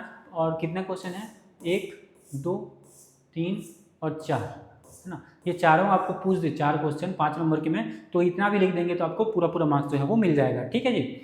क्योंकि इसका हम लोग इसके बारे में, ये क्या है इसके बारे में महत्व, ये क्या है इसके बारे में फिर महत्व, ये क्या है इसके बारे में फिर महत्व, और ये क्या है इसके बारे में फिर महत्व लिख रहे हैं। तो इतना ज़्यादा लिखने के बाद आपको नंबर जो है वो अच्छा खासा मिल जाएगा। इसको आप लोग ना प्रोसेस को जो भी इसके बारे में जानते हैं वो आपको लिखना है ना, थोड़ा सा जमा के और थोड़ा सा अच्छे राइटिंग में और थोड़ा सा स्पेस करके, ठीक है, थोड़ा सा गैपिंग करके, तो आपको अच्छा खासा मार्क्स जो है वो मिल जाएगा, ठीक। नेक्स्ट क्वेश्चन अभी, नेक्स्ट क्वेश्चन क्या है, डीएनए अंगुली छाप क्या है ना, डीएनए फिंगरप्रिंट जिसको हम कह रहे थे, मैंने उस तरह में कहा था ना कि इसको अच्छे से पढ़ेंगे करके, ठीक है। इसकी क्या उपयोगिता है, इसकी उपयोगिता पर प्रकाश डालिए पूछा जाता है ना, उपयोगिता ही पूछा जाएगा, ठीक है। ये भी बड़े क्वेश्चन के लिए क्वेश्चन है। और देखो डीएनए अंगुली छाप ऑब्जेक्टिव ही मैं आपको कराया था, ठीक है, उपयोगिता से ही क्वेश्चन पूछा गया था, ठीक। देखो भी विभिन्न जीवों में डीएनए पाया जाता है, किंतु अलग अलग जीवों में पाए जाने वाले डीएनए के क्षार अनुक्रम में क्या होता है, अंतर होता है। डीएनए के अनुक्रम में मिलने वाले ये अंतर व्यक्ति विशेष के समलक्षणी रूप आकार को क्या करते हैं, निर्धारित करते हैं। यदि किन्हीं दो व्यक्तियों या किसी जनसंख्या के व्यक्तियों के बीच आनुवंशिक विभिन्नता का पता लगाना हो तो सदैव डीएनए का अनुक्रम ज्ञात करना होगा, है ना। क्या होता है, सदैव क्या करना होगा, डीएनए के अनुक्रमों का ज्ञात जो है वो करना होगा। कब की स्थिति में, यदि किन्हीं दो व्यक्तियों या किसी जनसंख्या के व्यक्तियों के बीच आनुवंशिक भिन्नता का अगर हमको पता लगाना है तो दोनों, तो है ना, तो सदैव डीएनए का जो अनुक्रम है उसको ज्ञात करना सबसे पहले जरूरी होगा, ठीक है। यह एक कठिन और महंगा कार्य है, डीएनए फिंगरप्रिंट, ठीक है। दो व्यक्तियों के डीएनए अनुक्रमों के बीच तुलना करने के लिए डीएनए अंगुली छाप एक त्वरित विधि है। इस विधि में क्या होता है, डीएनए के अनुक्रम में स्थित कुछ विशिष्ट स्थानों के मध्य विभिन्नता का क्या करते हैं भाई, पता लगाते हैं। इसे पुनरावृत्ति डीएनए कहते हैं, जिसमें पता लगाते हैं उसको क्या कहते हैं, पुनरावृत्ति डीएनए कहते हैं। अनुक्रमों में डीएनए का छोटा भाग अनेक बार पुनरावृत्त होता है। इस पुनरावृत्त डीएनए को जीनोमिक डीएनए के ढेर में से घनत्व प्रवणता अपकेंद्रीकरण द्वारा जो है वो पृथक करते हैं, ठीक है। इसके बारे में इतने पॉइंट आपको लिखने हैं। उपयोगिता मोस्ट इंपॉर्टेंट है, उपयोगिता आपको देखा जाएगा, ठीक है। उपयोगिता आप कितना लिख रहे हैं आपको देखा जाएगा, तो इतना लिखेंगे, फिर उपयोगिता में कम से कम 3-4 उपयोगिता आपको लिखना है, वो भी डिटेल से। जैसे विकासीय विज्ञान में इसकी क्या उपयोगिता है, तो विभिन्न रेशों के समूहों की पहचान हेतु इसका उपयोगिता, रेशो मतलब समूह है ना, जैसे अनुवांशिकता में जो बहुत सारे समूह होते हैं, रेशों बोले हैं ना, तो विभिन्न रेशों के समूह की पहचान हेतु, मतलब बहुत सारे समूह हैं उसकी पहचान हेतु इसका उपयोग किया जाता है। तो विकासीय जीव विज्ञान में इसका उपयोग किया जाता है, पहला, है ना, ये पहला पॉइंट हम रख सकते हैं इसको, ठीक है। इसके अलावा और क्या उपयोगिता हो सकता है, तो इसके अलावा और उपयोगिता देखिए, ठीक है, और उपयोगिता देखिए। इसके अलावा देखो क्या उपयोगिता है, दूसरा है न्यायालय विज्ञान में, मतलब कि फोरेंसिक साइंस में, ठीक है। तो अपराधी की पहचान हेतु संदेह के घेरे में पाए जाने वाले व्यक्ति या व्यक्तियों के डीएनए फिंगरप्रिंट से प्राप्त होने वाले बैंड्स की तुलना रोस्ट डीएनए फिंगरप्रिंट से प्राप्त होने वाले बैंड्स की सहायता से की जाती है, जिसे अपराधी द्वारा छोड़े गए प्रमाण जैसे कि रक्त, वीर्य के धब्बे, बालों आदि जो है वो प्राप्त किया जाता है। यदि दोनों में पूर्ण समानता पाई जाती है तभी वास्तविक अपराधी की पहचान हो पाती है। आप लोग मूवी वगैरह देखे होंगे, फोरेंसिक वाला है ना, बहुत सारे फोरेंसिक वाले मूवी आते हैं जिसमें कोई मर्डर करके भाग रहा है ना, कोई चोरी करके भाग रहा है, कोई और कुछ करके भाग रहा है, ठीक है। तो उसमें क्या होता है, कोई किसी का बाल छूट रहा है, किसी का ब्लड किसी दीवार में लगा हुआ है, तो उसमें क्या होता है, फोरेंसिक टीम आती है। सीआईडी देखे होंगे आप लोग, है ना, सीआईडी में भी उसका काम जो है वो होता है, ठीक है। तो फोरेंसिक वाली टीम आती है और उससे पहले वो छानबीन करती है। फोरेंसिक में एक छोटा सा भी क्लू उनको मिल जाता है तो उसका सीधा क्या होता है, डीएनए टेस्ट होता है, ठीक है। उसका क्या होता है, डीएनए टेस्ट होता है। तो बेसिकली यही प्रक्रिया वहाँ पे हो रही होती है, ठीक, समझ में आ गया। नेक्स्ट क्या है, नेक्स्ट है बच्चों के वास्तविक जनकों की पहचान करने में भी इसका उपयोग जो है वो किया जाता है। जैसे जब किसी बच्चे की असली माँ व पिता होने का विवाद हो तो ऐसे मामलों में बच्चे के डीएनए फिंगरप्रिंट की तुलना माँ तथा संदेहित पिता के दोनों डीएनए फिंगरप्रिंट से क्या की जाती है। पहले बच्चे के डीएनए फिंगरप्रिंट से प्राप्त होने वाले बैंड्स को किया जाता है। इसके पश्चात क्या किया जाता है, बच्चे के डीएनए फिंगरप्रिंट में बचे हुए बैंड्स जो है का मिलान माता के डीएनए फिंगरप्रिंट में होने वाले बैंड्स की तुलना पिता के डीएनए फिंगरप्रिंट में उपस्थित बैंड से की जाती है। यदि दोनों का समानता होता है तो वही बच्चा जो है वो उनका असली पिता वही बच्चा का असली जो है पिता वो होता है। तो पैतृत्व निर्धारण में इसका उपयोग किया जाता है, ऐसा हमने ऑब्जेक्टिव में पढ़ा था, याद है आपको? ठीक है, तो वह यहाँ का ही पॉइंट को वहाँ पे वो उठाया था। ठीक है, तो बच्चे के वास्तविक जनकों की पहचान, जनक मतलब पेरेंट्स, ठीक है, माता पिता, ठीक है, तो उनकी पहचान है तो इसका उपयोग जो है वो किया जाता है। एक और पॉइंट इसके बारे में है कि चिकित्सा में इसका उपयोग जो है वो किया जाता है। कैसे इसका उपयोग किया जाता है, तो इसका प्रयोग अनुवांशिक परामर्शों में, है ना, बोन मेरो आपको पता होगा, ठीक है, बोन मेरो ट्रांसप्लांट में दाता कोशिकाओं की आवृत्ति जानने हेतु ऊतक संवर्धन में भी, है ना, कोशिकाओं की पहचान आदि में किया जाता है। इसके अतिरिक्त पेटेंट जो पेटेंट होते हैं कराने के लिए पादप किस्मों की पहचान तथा उनके जनकों व लक्षणों को चिन्हित करने तथा सूक्ष्म जीवों के प्रभेदों की पहचान करने में डीएनए फिंगरप्रिंटिंग विधि का अधिक जो है उपयोगी वो साबित हुआ है। ठीक है जी, तो देखिए भाई ये सारे पॉइंट्स को आपको याद रखने, ठीक, कितने पॉइंट्स, 1 2 3 4, यहाँ पे एक 5 पॉइंट हो गया है ना, सॉरी कितना पॉइंट, 3 हो गया ना, 3, और ये 4 पॉइंट है और इसके बारे में ये लिखेंगे तो हम लोग का बहुत अच्छा खासा जो है वो क्वेश्चन जो है वो बन जाएगा, क्वेश्चन का आंसर जो है वो प्रारूप जो है हमारा जो है वो अच्छा बन जाएगा। ठीक है जी, समझ में आ गया ये क्वेश्चन? ठीक है भाई, चलिए भाई नेक्स्ट क्वेश्चन हमारे पास क्या देखते हैं। नेक्स्ट क्वेश्चन देखिए ये क्या बोल रहे हैं भाई। नेक्स्ट क्वेश्चन, फेंजेनेसिस का सिद्धांत तथा पुनरावृत्ति का सिद्धांत किसने प्रतिपादित किया था? बताइए भाई किसने प्रतिपादित किया था। देखो भाई ये जो क्वेश्चन है ना ये आपके विकास वाले चैप्टर से है ना, इवैल्यूएशन वाले चैप्टर से है। ठीक है, तो ये सिद्धांत को देखो, सबसे पहले फेंजेनेसिस का सिद्धांत की अगर बात करें हम तो किसने ने, डार्विन ने दिया था। और पुनरावृत्ति का सिद्धांत बताया था मैं, इसको किसने दिया था, हिकल महोदय ने दिया था। तो आपको याद रखना है डार्विन ने किसका सिद्धांत दिया, तो फेंजेनेसिस का सिद्धांत दिया था, और हिकल ने कौन सा सिद्धांत दिया था, तो आपको बोलेंगे पुनरावृत्ति का सिद्धांत जो इन्होंने दिया हुआ था। ठीक है, देखो यहाँ से ना आपके विकास वाले चैप्टर से 2 नंबर के और 3 नंबर के, है ना, ऐसे क्वेश्चन पूछे जा रहे हैं। ठीक है, 1 नंबर का 2 नंबर का एक क्वेश्चन आएगा और 3 नंबर का एक क्वेश्चन आएगा, तो ऐसे क्वेश्चन बन सकते हैं ना। ये दोनों सिद्धांत किसने दिया था, तो आप लोगों को किसका नाम लेना है, फेंजेनेसिस का सिद्धांत डार्विन द्वारा दिया गया था, एंड पुनरावृत्ति का सिद्धांत किसके द्वारा, हिकल महोदय के द्वारा दिया गया था। ठीक है, नेक्स्ट क्वेश्चन ऐसे ही 2 नंबर के लिए हो सकता है, पूर्वजता या प्रत्यावर्तन को उदाहरण सहित क्या करना है भाई, समझाना है। क्या करना है, इसको उदाहरण सहित समझाना है। कैसे बोलेंगे इसके लिए, देखो किसी जीव या जीवों के समूह में किसी ऐसे लक्षण का क्या होना, आकस्मिक आना, किसमें, किसी जीव या जीवों के समूह में क्या का आना, किसी एक ऐसे लक्षण का कैसे होगा, आकस्मिक आएगा, सडनली क्या होता है, आएगा। ठीक है, आकस्मिक आएगा, जो सामान्य रूप से उस जाति में नहीं पाया जाता परंतु उसके पहले, याद रखना है, उसके पहले किसी पूर्वज में ये पाया जाता था। वो सामान्य उस टाइम में तो नहीं पाया जा रहा है, लेकिन वो लक्षण जो है उस टाइम में नहीं पाया जा रहा है। क्या बोल रहे हैं यहाँ पे, सामान्य रूप से उस जाति में ये लक्षण जो है वो नहीं पाया जाता, लेकिन कहीं ना कहीं उनके पूर्वजों में ये लक्षण जो है वो था, पाया जाता था, है ना। इसी को क्या कहते हैं, पूर्वजता या प्रत्यावर्तन कहते हैं। जैसे कभी कभी बच्चों के जन्म के समय क्या देखने को मिलता है, छोटी पूंछ का पाया जाना, ये इसका उदाहरण है। क्या है, उदाहरण है। ठीक है, याद रखेंगे, ये पूछा जा सकता है ऐसा क्वेश्चन। ठीक है, यहीं से ही क्वेश्चन बन सकते हैं। ठीक है, 2 नंबर के में यहाँ से पूछेगा। ठीक है भाई, नेक्स्ट क्वेश्चन देखो, डार्विन के जैव विकास के सिद्धांत में सबसे बड़ी कमी क्या थी, सबसे बड़ी कमी क्या थी, इसका जो कमी हमें क्लास में बताया था कि इसमें किस चीज़ की जानकारी नहीं थी भी, हेरिडिटी, यानी कि जो जेनेटिक्स है ना, अनुवांशिकता की जानकारी जो है इसमें नहीं थी। तो इसमें क्या लिखा है, देखो डार्विन के जैव विकास के सिद्धांत में सबसे बड़ी कमी ये थी कि अनुवांशिकता की जानकारी इसमें नहीं थी, है ना, अनुवंशिकता की जानकारी न होनी थी, इसकी जो कमी है। ठीक है, पूछा जा सकता है ऐसा क्वेश्चन, है ना, 2 नंबर के में पूछ भी देगा। ठीक है, तो क्या कमी थी भाई, तो अनुवांशिकता का ना होना, अनुवांशिकता की जानकारी का ना होना, ये उसकी कमी में शामिल है। ठीक, नेक्स्ट क्वेश्चन क्या है, अवशेषी अंग से आप क्या समझते हैं, मनुष्य में पाए जाने वाले एक अवशेषी अंग का जो है नाम आपको बताना है।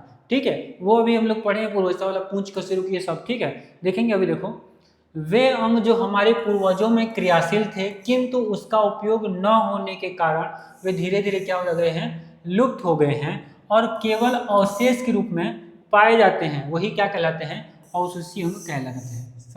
समझ में आया कि नहीं? देखो, ये वे अंग हैं जो हमारे पूर्वज में क्रियाशील थे किंतु उनका उपयोग नहीं हो रहा था, इसी कारण वो क्या हो जाए, धीरे धीरे क्या हो जाते हैं, लुप्त हो जाते हैं, ठीक है। केवल अवशेष के रूप में वो क्या होते हैं, पाए जाते हैं, केवल अवशेष के रूप में। इसका उदाहरण जैसे कृमि रूप परिशिका है ना, परिशेषिका, कृमि रूपी जो है परिशेषिका, इसका उदाहरण है पूंछ कशेरुकी आदि, कशेरुका जो है, कशेरुका, ये इसके क्या है, उदाहरण है। किसका उदाहरण है भाई, तो अवशेषी अंग के। एक क्वेश्चन पूछा जा सकता है, जीवाश्म क्या है, जीवाश्म क्या है?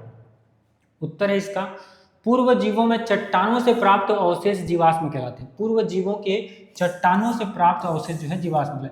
ये तो तुम 9th में ही पढ़े होगे, 9th में भी ये मतलब था जीवाश्म है ना, उसके बारे में दिया हुआ था, ठीक है, दिया हुआ है, ठीक। तो ये आप लोग को पता होना चाहिए जीवाश्म क्या होता है, ठीक।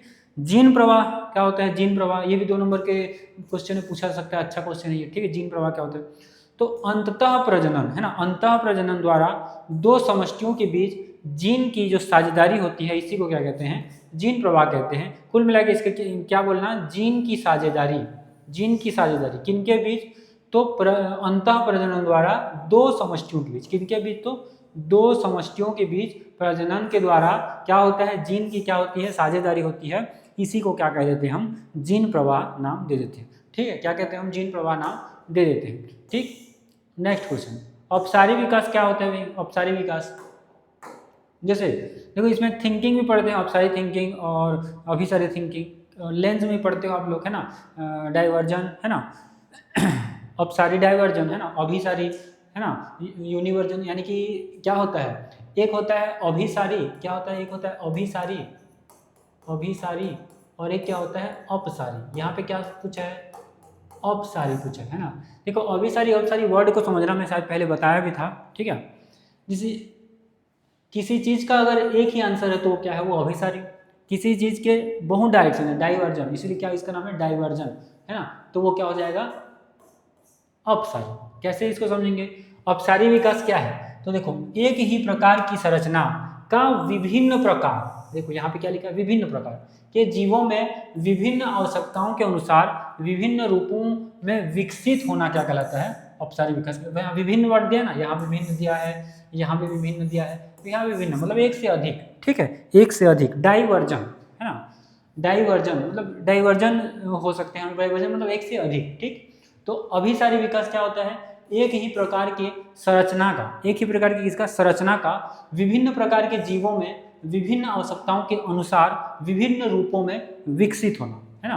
क्या है यहाँ क्या है, यहाँ से ध्यान समझना, जीवों में विभिन्न आवश्यकताओं के अनुसार, विभिन्न प्रकार के जीवों में विभिन्न आवश्यकताओं के अनुसार और विभिन्न रूपों में क्या होना भी, विकसित होना, क्या कहलाता है, अपसारी विकास कहलाता है। क्या कहलाता है, अपसारी विकास कहलाता है, ठीक। तो विभिन्न वाला वर्ड याद रखेंगे, इसका मतलब एक से अधिक, ठीक। अनुवांशिक अपवाह क्या होता है, का अर्थ क्या होता है, समझेंगे ध्यान से है ना। देखो अनुवांशिक अपवाह क्या होता है, किसी समष्टि की एलील आवृत्ति में, एलील आवृत्तियों में यादृच्छिक बदलाव के कारण होने वाले विकास की क्रिया को प्रायः छोटी समष्टि में होती है ना, जो प्रायः किसमें होती है, छोटी समष्टि में होती है, जब केवल कुछ जीव प्रजनन कर पाते हैं। इस स्थिति को क्या कहते हैं, अनुवांशिक अपवाह कहते हैं, ठीक। देखो भाई किसी समष्टि की एलील आवृत्ति में यादृच्छिक जो बदलाव होता है ना, बदलाव जो हो रहा है उसी के कारण क्या होता है, होने वाला जो विकास है, जो विकास की जो क्रिया, ठीक है, जो प्रायः कहाँ होती है, छोटी समष्टियों में होती है। और जब केवल कुछ जीव प्रजनन कर पाते हैं, इसमें क्या होता है, छोटी जाती है, तो क्या होते हैं, कुछ जीव ही यहाँ पे प्रजनन कर पाते हैं, और यही स्थिति क्या कहलाता है, अनुवांशिक अपवाह जो है वो कहलाता है। क्या कहलाता है, अनुवांशिक अपवाह ये कहलाता है, ठीक। दूसरा क्वेश्चन है, तुल्य रूपता अंग क्या है, 2 तुल्य रूपता अंगों का नाम लिखना है। देखो तुल्य रूपता अंग क्या होता है, देखो जीवों के वे अंग या संरचना जो रचना तथा उत्पत्ति में भिन्न होते हुए भी क्या होते हैं, कार्य इनका क्या होता है भाई, समानता प्रदर्शित करता है ना। क्या होता है, जीवों के वे अंग या संरचना जो रचना और उत्पत्ति में तो क्या होते हैं, भिन्न होते हैं, लेकिन इनका जो कार्य है वो क्या होता है, समान होता है। तुल्य रूपता अंग कहलाते हैं। इसे समवर्ती अंग भी कहते हैं। क्या कहते हैं, समवृत्ति अंग भी कहते हैं। उदाहरण के लिए तितली का पंख और चमगादड़ का पंख, है ना, दोनों का संरचना है ना और उत्पत्ति अलग होता है, लेकिन कार्य जो है वो सेम, कार्य क्या है, सेम होता है। ठीक है, उदाहरण में तितली का पंख और चमगादड़ का पंख हम लिख सकते हैं। ठीक, नेक्स्ट क्वेश्चन अभी, डार्विन के चयन सिद्धांत के परिप्रेक्ष्य में जीवाणुओं को देखे गए प्रतिजैविक प्रतिरोध का स्पष्टीकरण। ये क्वेश्चन पूछा जाता है अभी। ठीक है, ये क्वेश्चन 3 नंबर के पूछ सकता है ये क्वेश्चन। ठीक है, 3 मार्क्स के लिए इसको पूछा जा सकता है। ठीक है, तो आप लोग बिल्कुल इसको समझेंगे अभी। ठीक है, देखो, रोगजनक जीवाणुओं के विरुद्ध जो प्रतिजैविक अत्यंत प्रभावी होते हैं।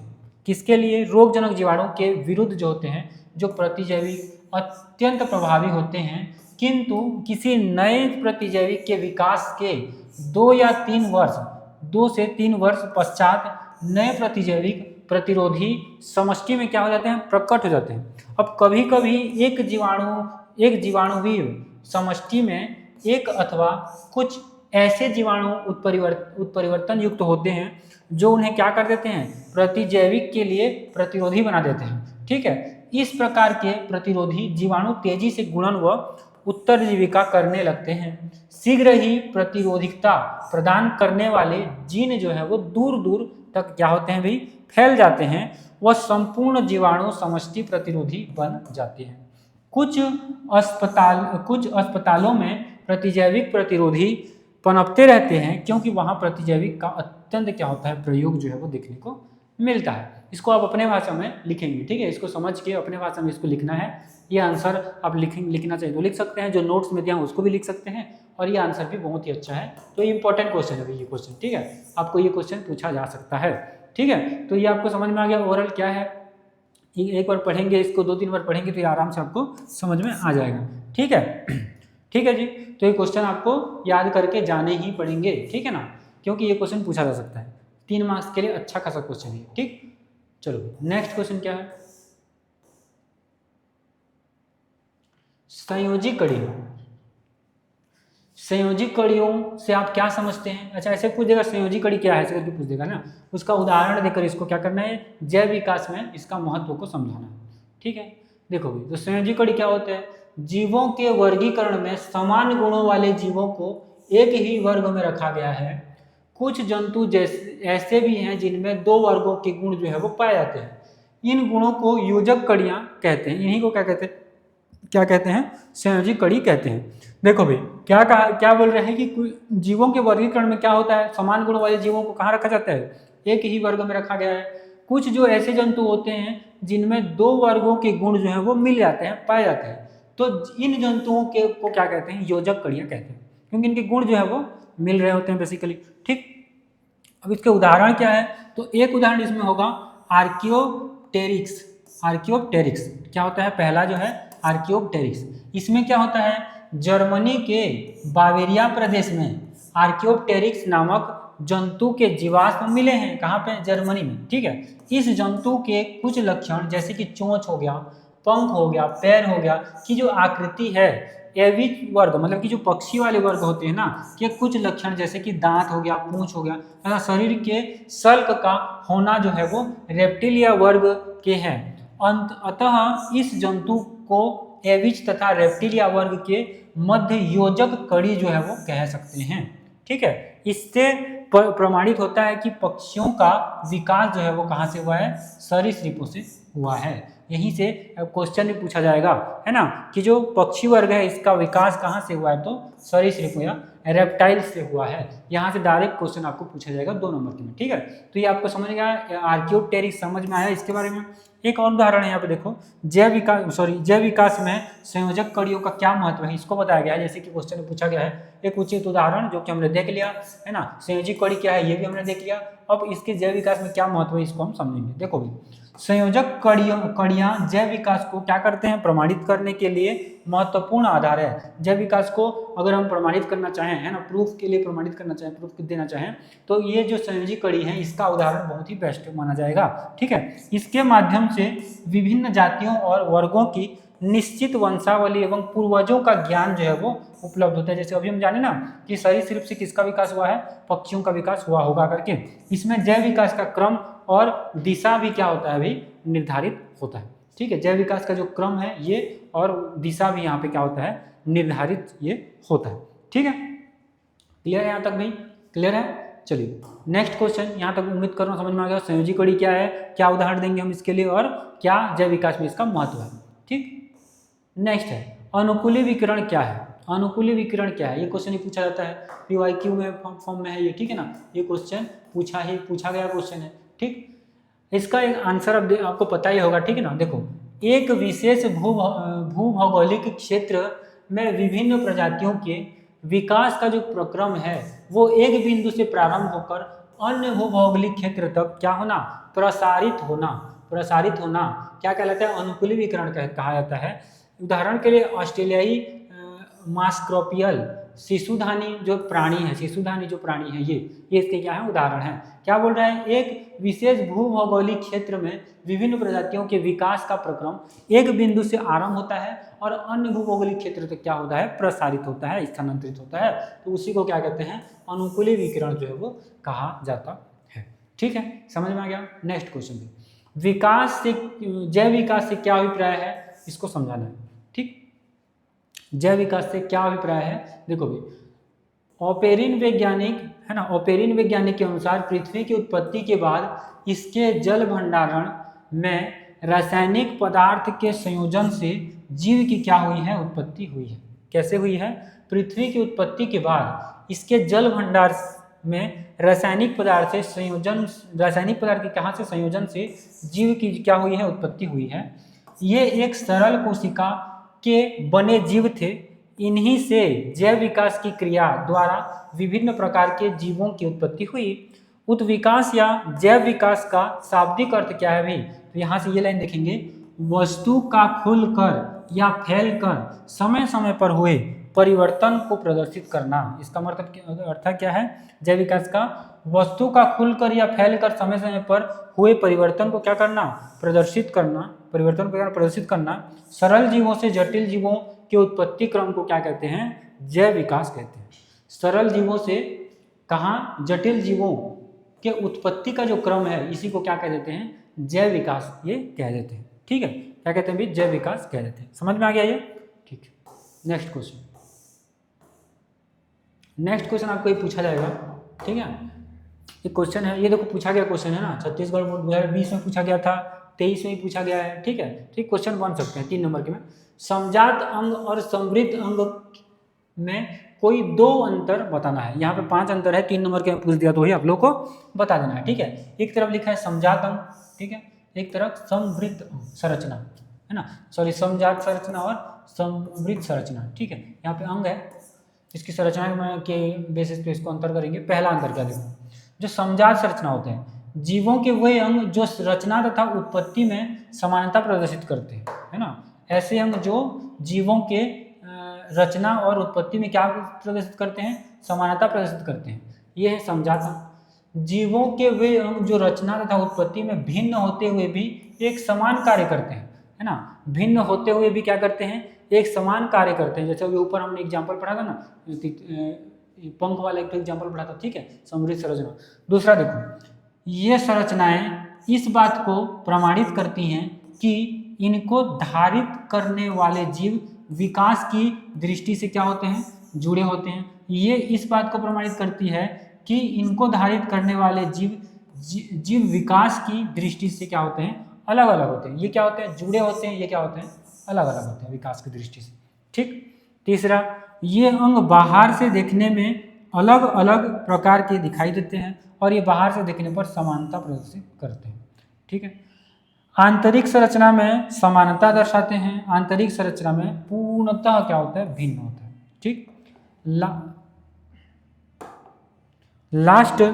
लास्ट जो है उदाहरण इसका क्या है, मेंढक के अग्रपाद, मनुष्य के बाजू, चमगादड़ के पंख, घोड़ों का जो अग्रपाद है, ये किसका उदाहरण है, समजात संरचना का क्या होता है भाई, उदाहरण होता है। इसका उदाहरण तितली, चमगादड़, पक्षी के हाथ, पंख, अभी पंख वाला पढ़ रहे थे ना ऊपर, तो किसका उदाहरण है, समृद्ध संरचना, जो हमने ये वाला लाइन पढ़ा था, है ना, की संरचना और उत्पत्ति भिन्न होती है लेकिन कार्य जो है वो समान होता है। इसका उदाहरण में चमगादड़ और तितली का क्या देखा था, पंख देखा था। ठीक है, तो ये क्वेश्चन आपको समझ में आ गया, ये क्वेश्चन आपको समझ में आ गया ना।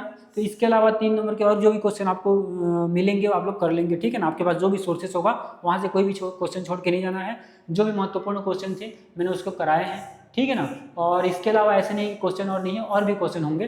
ठीक है, जो आपको अपने सोर्स के अकॉर्डिंग पढ़ लेना है ना। आपके पास जो भी सोर्स होगा उसके अकॉर्डिंग आपको पढ़ना है। ठीक है जी, तो चलिए फिर आज की क्लास को यहीं समाप्त करते हैं। इतना ही क्वेश्चन था। नेक्स्ट हम अगले इकाई को हम लोग लेके आएंगे आपके लिए क्लास। ठीक है, अगले इकाई का अगला वीडियो आपके लिए मिलेगा। ठीक है, thank you so much ji.